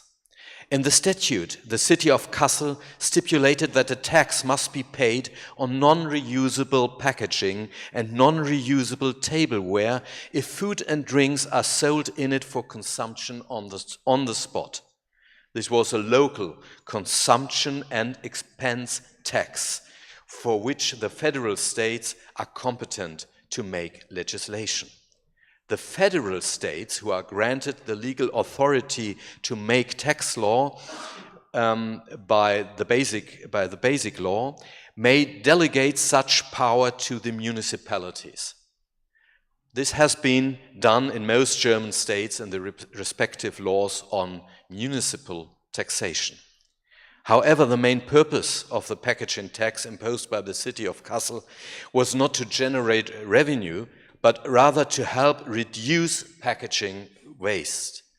Thus, the point of contention was whether the enactor of tax legislation may pursue non-fiscal purposes by levying a tax and thereby intervening in areas already covered by legislation specific to the subject matter in the form of waste disposal law at the federal level. In its decision, the Federal Constitutional Court explicitly allowed taxes to be levied for material purposes. In particular, taxes can be used in such a way that they burden environmentally harmful behavior more than environmentally friendly behavior.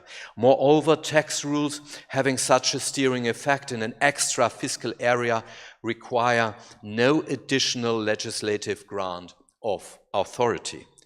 Nonetheless, the judges declared the statute on the imposition of packaging tax incompatible with the basic law and therefore null and void. The reason for this is the principle of coherence, which was discovered and defined by the Federal Constitutional Court in its decision.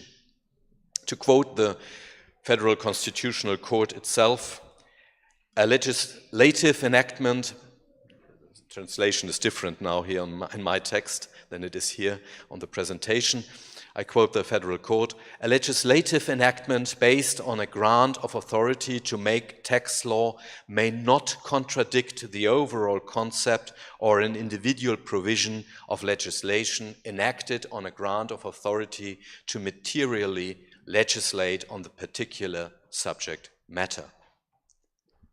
According to the court, the principle of coherence obliges all legislators to coordinate their rules in such a way that the addressees of the rules are not confronted with rules contradictory in their conception, which render the legal system inconsistent. The principle of coherence should be derived from the principle of federal loyalty and the rule of law. The Constitutional Court stated that the city of Kassel's packaging tax violates the coherence requirement. There was a contradiction between the regulatory concept of the municipal packaging tax and the higher-ranking federal waste law, which was resolved by giving the federal waste law priority, since its engagements are primarily empowered to determine behavioral obligations on the issue. According to the basic decision of the federal waste legislation, the waste management objectives of avoiding and recycling single-use packaging were to be pursued in cooperation between government, industry, and society, and using technical and industry expertise. The legislator had omitted regulatory provisions to avoid limiting the possibilities for collaborative organizations. the Constitutional Court argued that such flexibility was not present in the packaging tax, which applies to all packaging materials.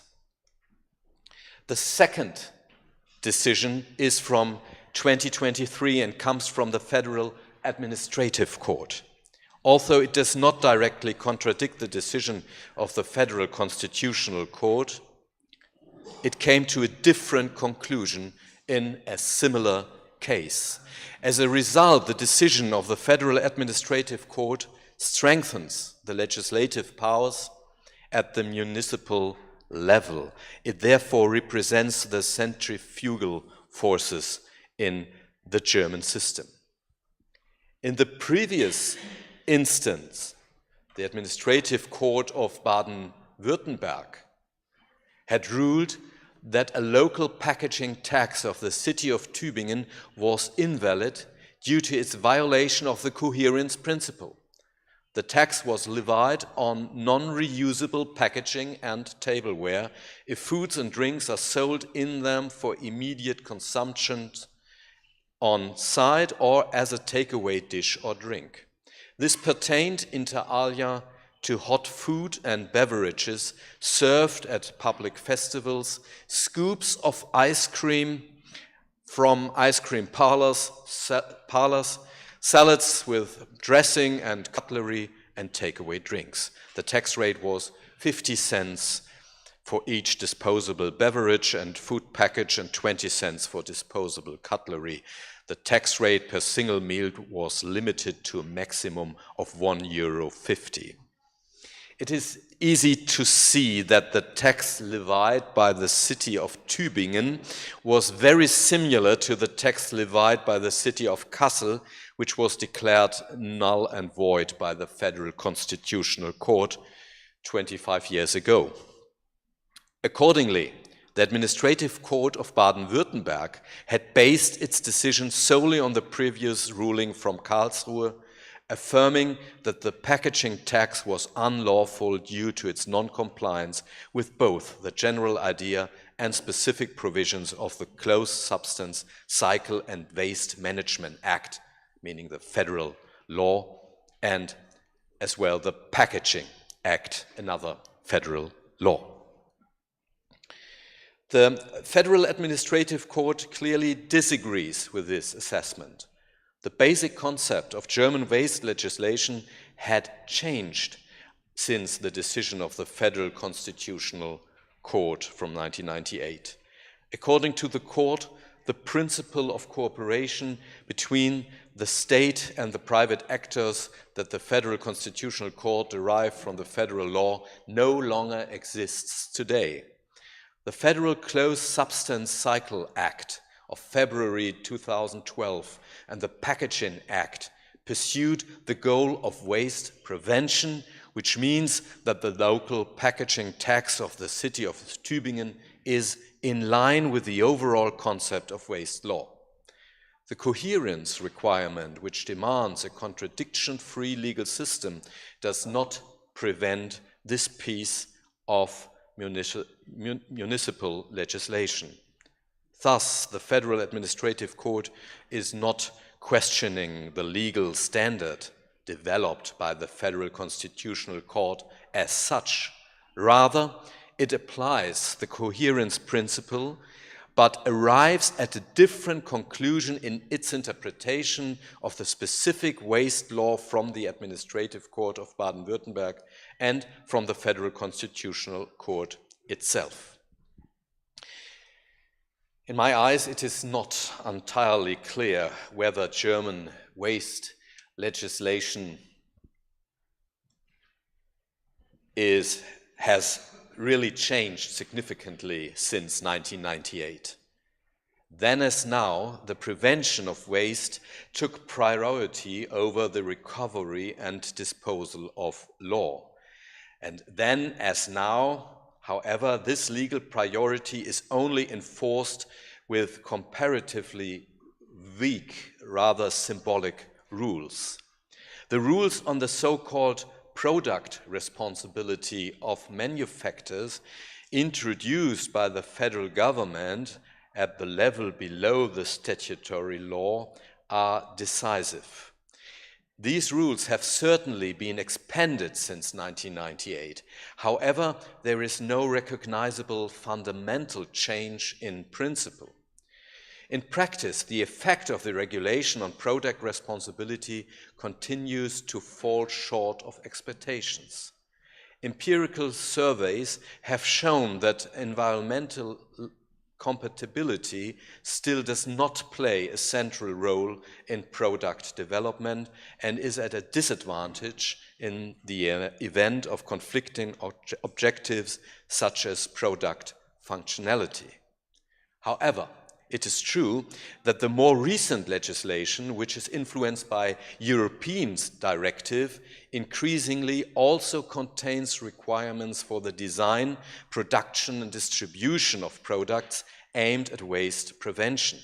This is not, in fact, complete departure from the market-based management approach of the product responsibility, but rather a regulatory addition.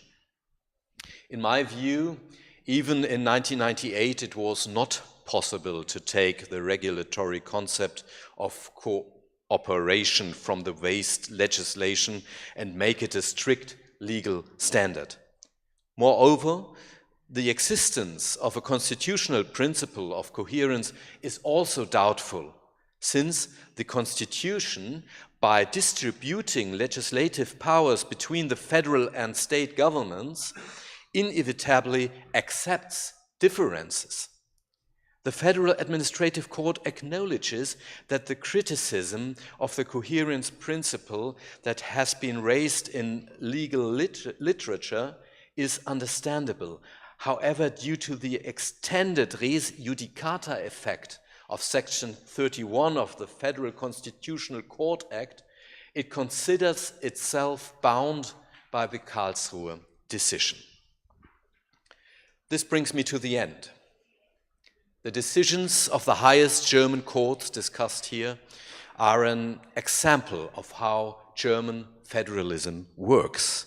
The rules of the distribution of legislative powers are flanked by substantive legal requirements that ensure the coherence of the legal system.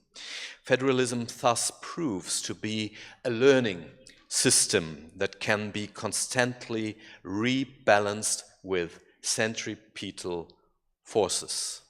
Thank you.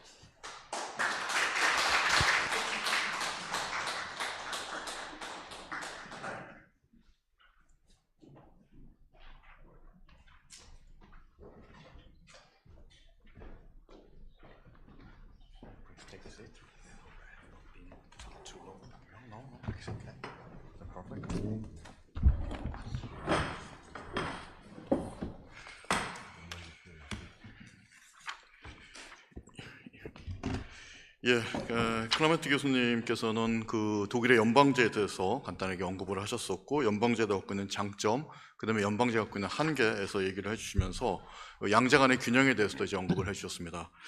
최근 들어서 가장 이제 재밌었던 판결 중에 하나가 그 앞에서도 다 설명하셨지만 98년도에 그 독일 연방헌법재판소에서는 이제 카셀에서의 그 포장세에 대해서 위헌이라고 결정을 했는데, 당장 올해죠. 올 가장 따뜻하게 올 5월 달에는 연방행정법원에서 튜빙엔의 똑같은 포장세에 대해서 합헌에 가까운 그런 결정을 내린, 그러니까 25년 만에 사실상 입장이 바뀐 그런 이제 재밌는 결정을 좀 소개를 해주셨습니다. 그와 관련돼서 연방제는 결국엔 양자를 갖다가 좋아하는 원칙으로서 좀 적용되고 있다라고 언급을 해주셨습니다. 그럼 이와 관련해서 먼저 그 김남철 교수님께서 토론을 한번 해주시겠습니다. 네, 안녕하십니까. 제가 이 토론문을 한글로 쓸 때는 이 토론문이 아마 그 영어 또는 독일어 원어로 번역이 돼서 발표자한테 제공이 되는 줄 알았는데, 아마 제 토론문이 이 한국말로 되어 있는 거 말고는 따로 제공받지는 않으신 것 같아요. 그래서 아마 이 긴 글을 제가 여기서 다 읽는다는 건 이 통역에도 한계가 있고, 그래서 한글로 써 있는 글은 우리 한국 분들은 잘 읽으실 수 있으니까 그렇게 하고, 저는 조금 간추려서 딱 하나만 질문을 드리는 걸로 그렇게 토론에 가름하고자 합니다. 그 첫 번째 단락 번호 있는 데인데, 오늘 클레멘트 교수님은 발표를 통해서 이 독일이 연방 국가니까 이 연방과 주 사이의 입법 권한의 배분, 이게 이제 주제고요. 아까 카셀시나 튜빙헨시 같은 경우에는 기초지방자치단체이긴 하지만 주의 입법 권한이 그 밑으로 위임된 거기 때문에 그 연방과 기초 간의 관계라고 보시면 안 될 것 같고 연방과 주 간의 그 입법 권한의 배분의 문제다 이렇게 이제 이해하시면 될 것 같고요. 그 다음에 우리 그 홍성기 교수님께서 잠깐 설명해 주셨지만 이 포장 이 플라스틱 일회용 포장 그 용기를 쓰는 경우에 포장세를 부과한 것이 원래 이 세금 부과는 이제 연방의 권한이니까 이제 그 1998년도에 헌법재판소에서 결정할 때는 이제 유연이라 결정을 했지만 최근에 연방 행정재판소의 결과는 달라졌다는 건데 그 달라졌다는 게 그 발표에서도 말씀하셨지만 그 연방 그 헌법의 그 일관성의 원칙이라는 것을 어떻게 해석할 것이냐에 따라 좀 다른 것 같아요. 그래서 어딘가에 이 클레멘트 교수님께서 헌법은 입법 권한을 연방과 주에 배분함으로써 불가피하게 차이를 수용하고 있다. 불가피하게 차이를 수용하고 있다. 그러니까 입법 권한, 그러니까 권한을 배분한다는 것은 그만큼 이 중앙의 통제력도 좀 약화되는 거겠죠. 이제 그런 관점에서 오늘 독일의 연방주의를 구심력과 원심력이라는 그런 용어를 활용을 해서 얼마나 중앙으로 땡기려고 하는 힘이 있고 얼마나 벗어나려고 하는 힘이 있느냐. 그 가운데 똑같은 포장세 결정이지만 물론 헌법재판소고 이쪽은 행정재판소지만 결과가 달랐다. 이걸 가지고 이제 원심력과 구심력이 어떻게 작동하고 있는지를 보여주는 예다. 이제 그걸 통해서 독일의 이 연방주의라는 거를 잘 보여주려고 하셨던 것 같습니다. 저는 개인적으로는 굉장히 재미있게 읽었습니다. 제 두 번째 단락엔 제가 뭘 써놨느냐면 이 연방 국가도 연방이 어느 정도의 힘을 가지고 있느냐 아니면 지방 국가들이 어느 정도 힘을 갖고 있느냐에 따라 모델들이 여러 가지가 있을 수 있습니다. 그러니까 미국 같은 경우에는 지방이 이제 굉장히 커다란 힘을 갖고 있는 그런 나라이고요. 근데 반면에 독일 같은 경우에는 나름대로는 연방 중심으로 법체계가 아까 말씀하신 것 같은 일관성의 원칙을 가지고 작동을 하고 있는데 중요한 거는 이 독일이 잘하는 거는 제가 알고 있기로는 독일의 연방주의를 우리가 협력적 연방주의라 부른다는 겁니다. 여기도 협력적이라고 하는데 굉장히 중요한 강조점을 찍어야 되지 않을까 싶습니다. 세 번째 단락인데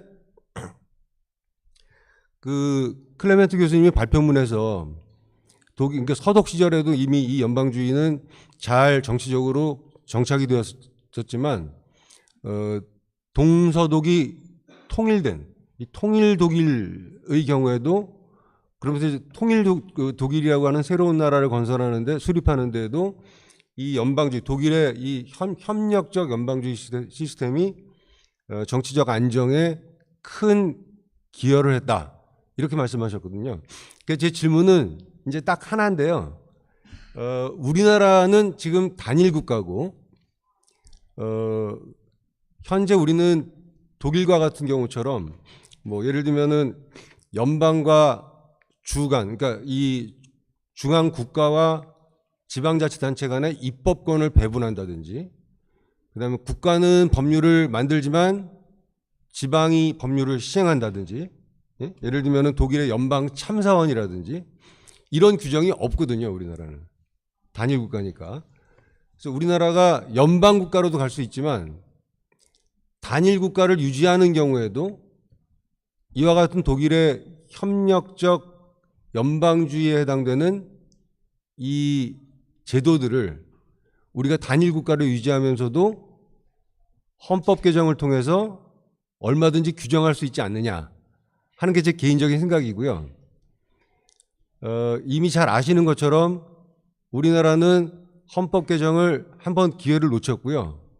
언제 또 헌법 개정을 해야 될지 모르는데 이 헌법을 개정할 때 이 독일식의 그 개마인대가 가지고 있는 자치권 보장 규정은 우리나라도 있지만 국가와 광역 지방자치단체 사이에 이 국가 권력의 배분에 관한 규정이 헌법에서부터 규정되는 것이 그 다음에 연방참사원 제도와 같은 그런 유사한 제도, 지금은 중앙지방협력회의라고 하는 제도에 머무르고 있지만 좀 더 진도를 나가서 독일식 연방참사원 같은 그런 제도들, 그 다음에 독일의 그 지방자치단체 헌법소원, 게마인틀리히에 페어파슨베슈페르데 같은 그런 제도들이 단일 국가임에도 불구하고 그런 제도들이 도입되면 우리나라 정치 안정에도 훨씬 더 기여할 것 같단 말이죠.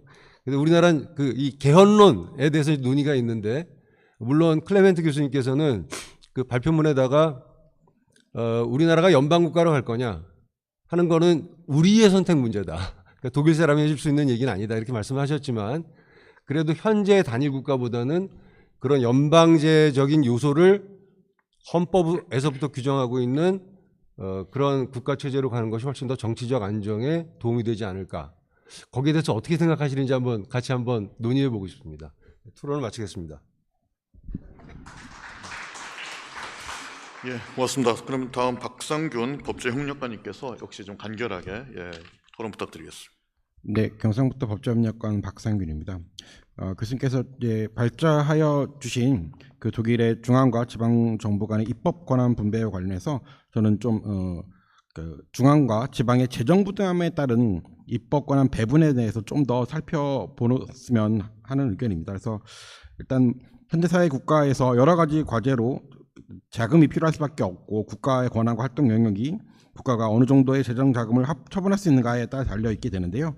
그래서 이제 제가 이해하기로는 독일 기본법에서는 이런 재정 헌법과 관련한 규정이 연방과 주 사이의 이해관계를 조정하는 중심에 놓여 있다고 알고 있습니다. 그래서 이러한 중앙과 지방의 재정 부담에 따른 입법 권한 배분, 특히 국가 중앙의 입법권 제한을 어떻게 할 것인가에 대해서 살펴볼 필요가 있다고 생각을 합니다. 그래서 독일 기본법 체계에서 재정 부담과 관련해서 연방과 주 사이의 관계, 그리고 또 주와 지방자치단체 사이의 관계를 통해서 한국에서 지방에 재정 부담을 부과하는 그런 국가 입법권의 한계를 살펴볼 필요가 있다고 생각이 됩니다.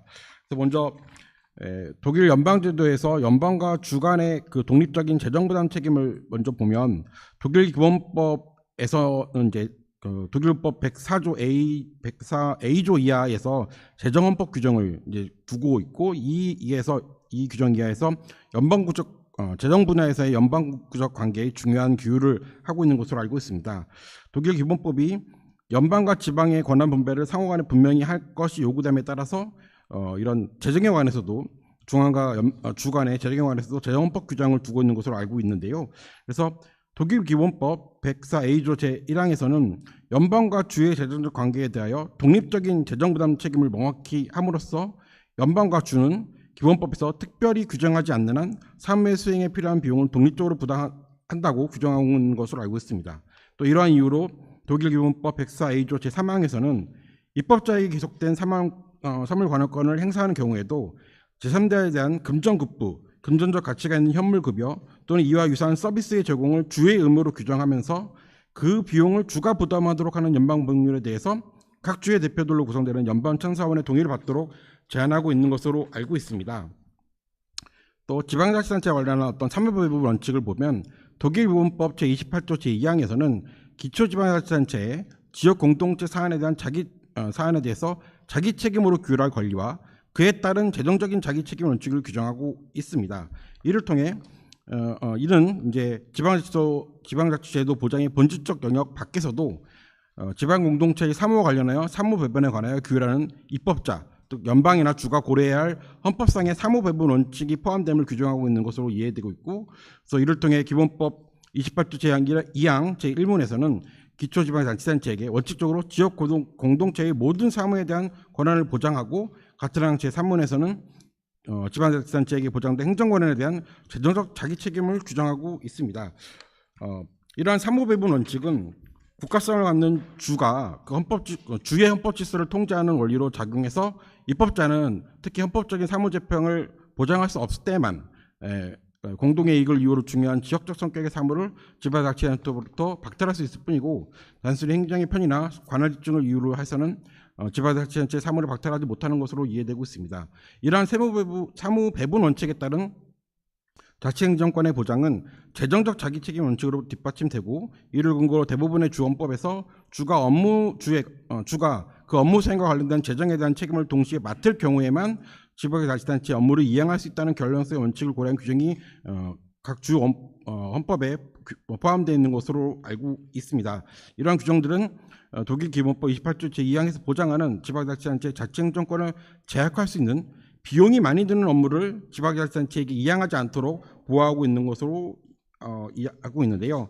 관련해서 물론 이제 한국의 경우에 이를 적용하여 열악한 지방자치단체의 재정 형식을 고려할 때 연방과 주의 독립적인 재정부담 책임이 원칙이 연방과 주가 각자 수행하는 자신의 사무에 대한 일차적인 조달 책임을 자신에게 있다는 것을 나타낼 뿐만 아니라 연방이 자신의 계산으로 해야 할 그런 사무의 재정 조달 책임을 다른 주체에게 전가하는 입법으로부터 주들이 보호받을 필요가 있다는 것까지 의미하는 것을 이해될 필요가 있다고 보입니다. 그래서 이러한 연방과 주의 독립적인 재정 부담 책임이 한국의 경우에도 사회적 약재 등에 대한 어떤 무료교통 서비스의 제공과 같이 국가적 과제의 재정 조달 책임의 일부를 지방자치단체에게 전가하는 입법이 있는 경우에 이런 경우에 지방자치단체를 보호할 수단의 필요성이 있다라고 사료가 됩니다. 또한 지방자치단체 측면에서 보아도 지방자치단체의 보장이라는 헌법질서의 요청으로부터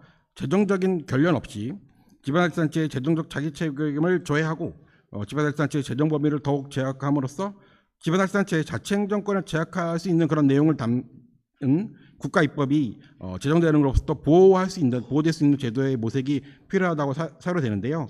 관련해서 교수님께 이제 부탁드리고 싶은 것은 이러한 지방 정부의 부담을 수반하는 국가 입법으로부터 지방자치단체를 보호하는 그런 제도로서 한국에 도움이 될 만한 어떤 의견을 주셨으면 한다라는 게 이제 토론으로 말씀을 드립니다. 감사합니다.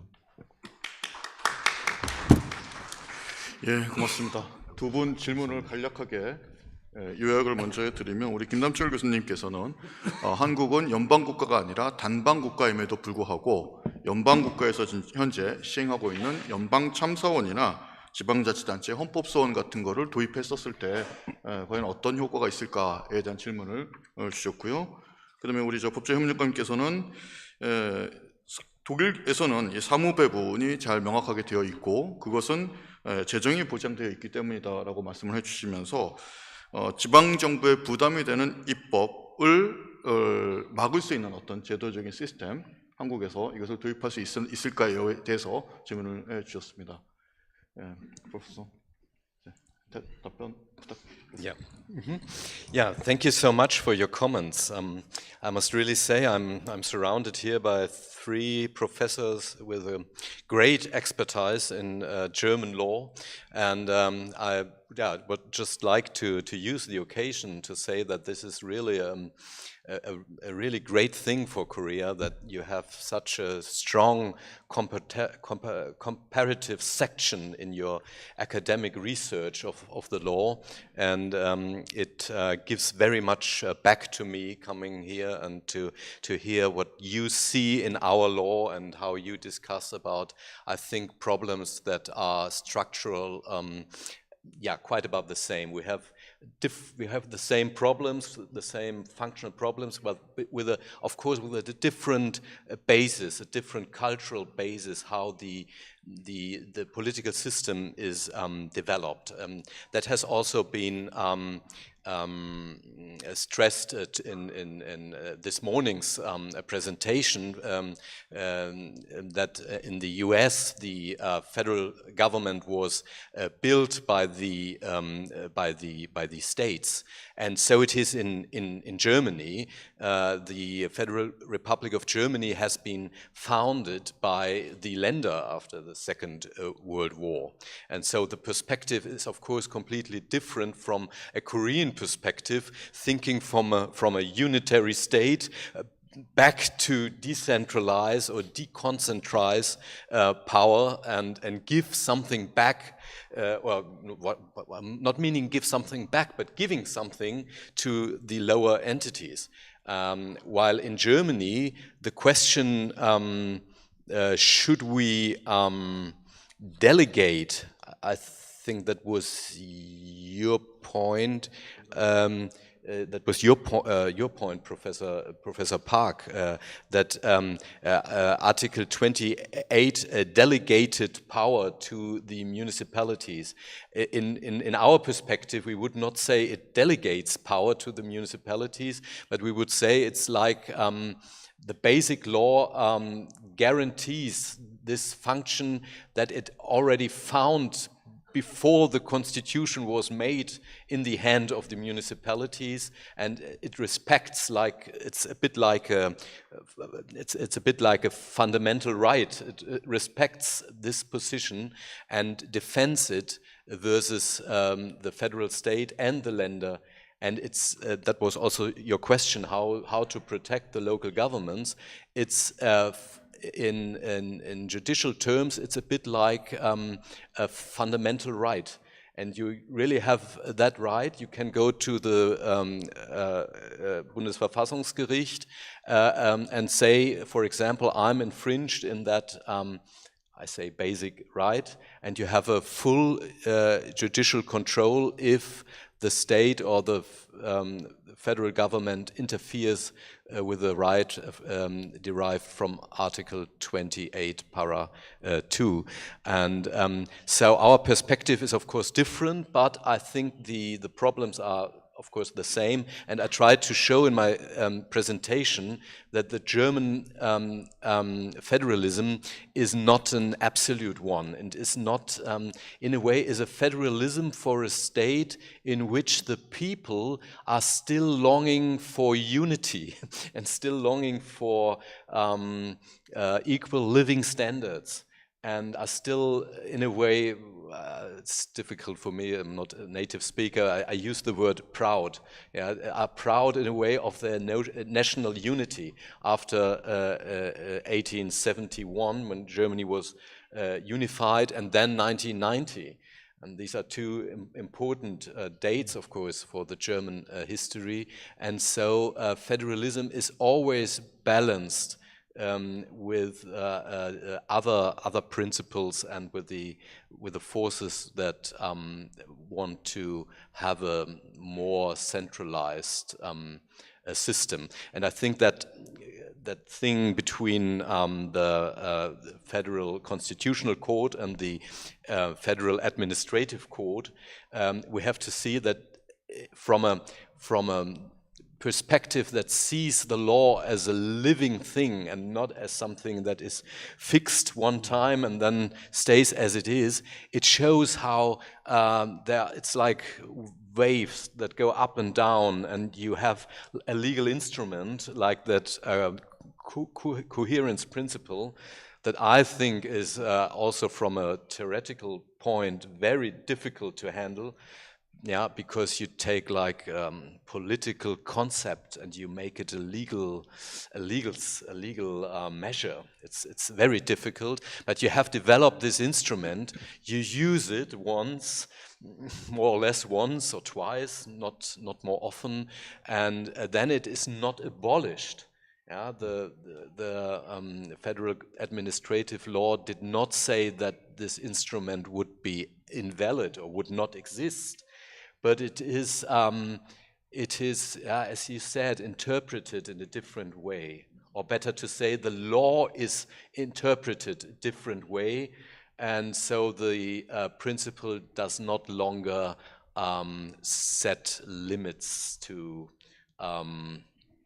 the municipalities.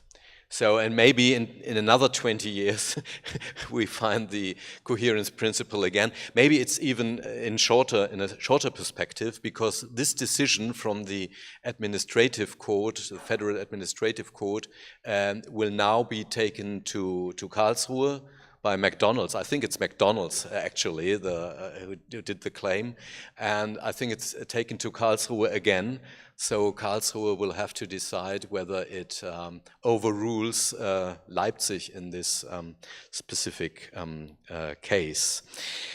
So yeah, it's you have addressed so many questions and given so much input, and it's really a bit. Maybe next time we should really try to have an English translation before, or a German translation before the conference, because of course I can't I can't answer now everything, but.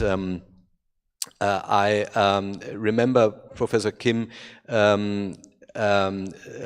talked about collaborative federalism, and I think that's a quite good, a perfect description of what German federalism means, and that can be seen in every political situation, that we have always the need to collaborate between the state levels.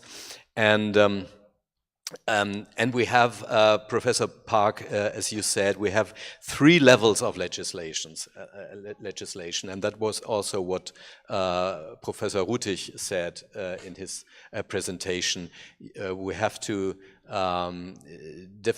differentiate between the federal government, the Länder, and the municipalities. And you could, of course, in Korea, strengthen the municipalities, give them maybe law execution powers, as you already do, I think, without implementing federalism, and maybe also, or having a level between municipalities and federal government, but without, I mean, that kind of old idea of creating own states as it is in the United States and in Germany. So there are various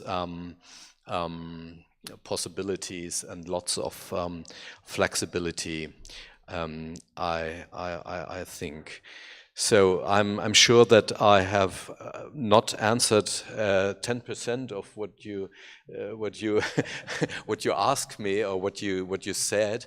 If there's anything that you really miss in my answer, please let me know. Yeah, if not, I would once again thank you very much for your input, both of you. Thank you. 예, 이제 시간이 다 돼서 이제 마쳐야 될 것 같습니다. 저는 앞에서 쭉 들으면서 이 연방주의를 바라보는 시각이 미국과 참 독일이 다르다는 생각을 했습니다. 앞에서 노명훈 교수님 발표하셨던 것처럼 미국에서는 이제 직접 민주주의적인 입장에서 연방주의를 바라본다면 우리 독일에서는 권력 분립의 입장에서 바라본다라는 큰 차이가 있다는 것을 다시 한번 주지시켜 드리면서 3세션 마치도록 하겠습니다. 수고하셨습니다. 네, 감사합니다. 네, 수고해 주신 4분께 다시 한번 박수 부탁드리겠습니다. 이것으로 모든 순서가 마무리되었습니다. 끝까지 함께해 주시고 온라인으로도 함께해 주신 분들께 감사드립니다. 앞으로도 본 포럼에 많은 관심과 성원 부탁드리며 이상으로 2023 지방자치입법 국제포럼을 모두 마치도록 하겠습니다. 안녕히 돌아가십시오. 감사합니다.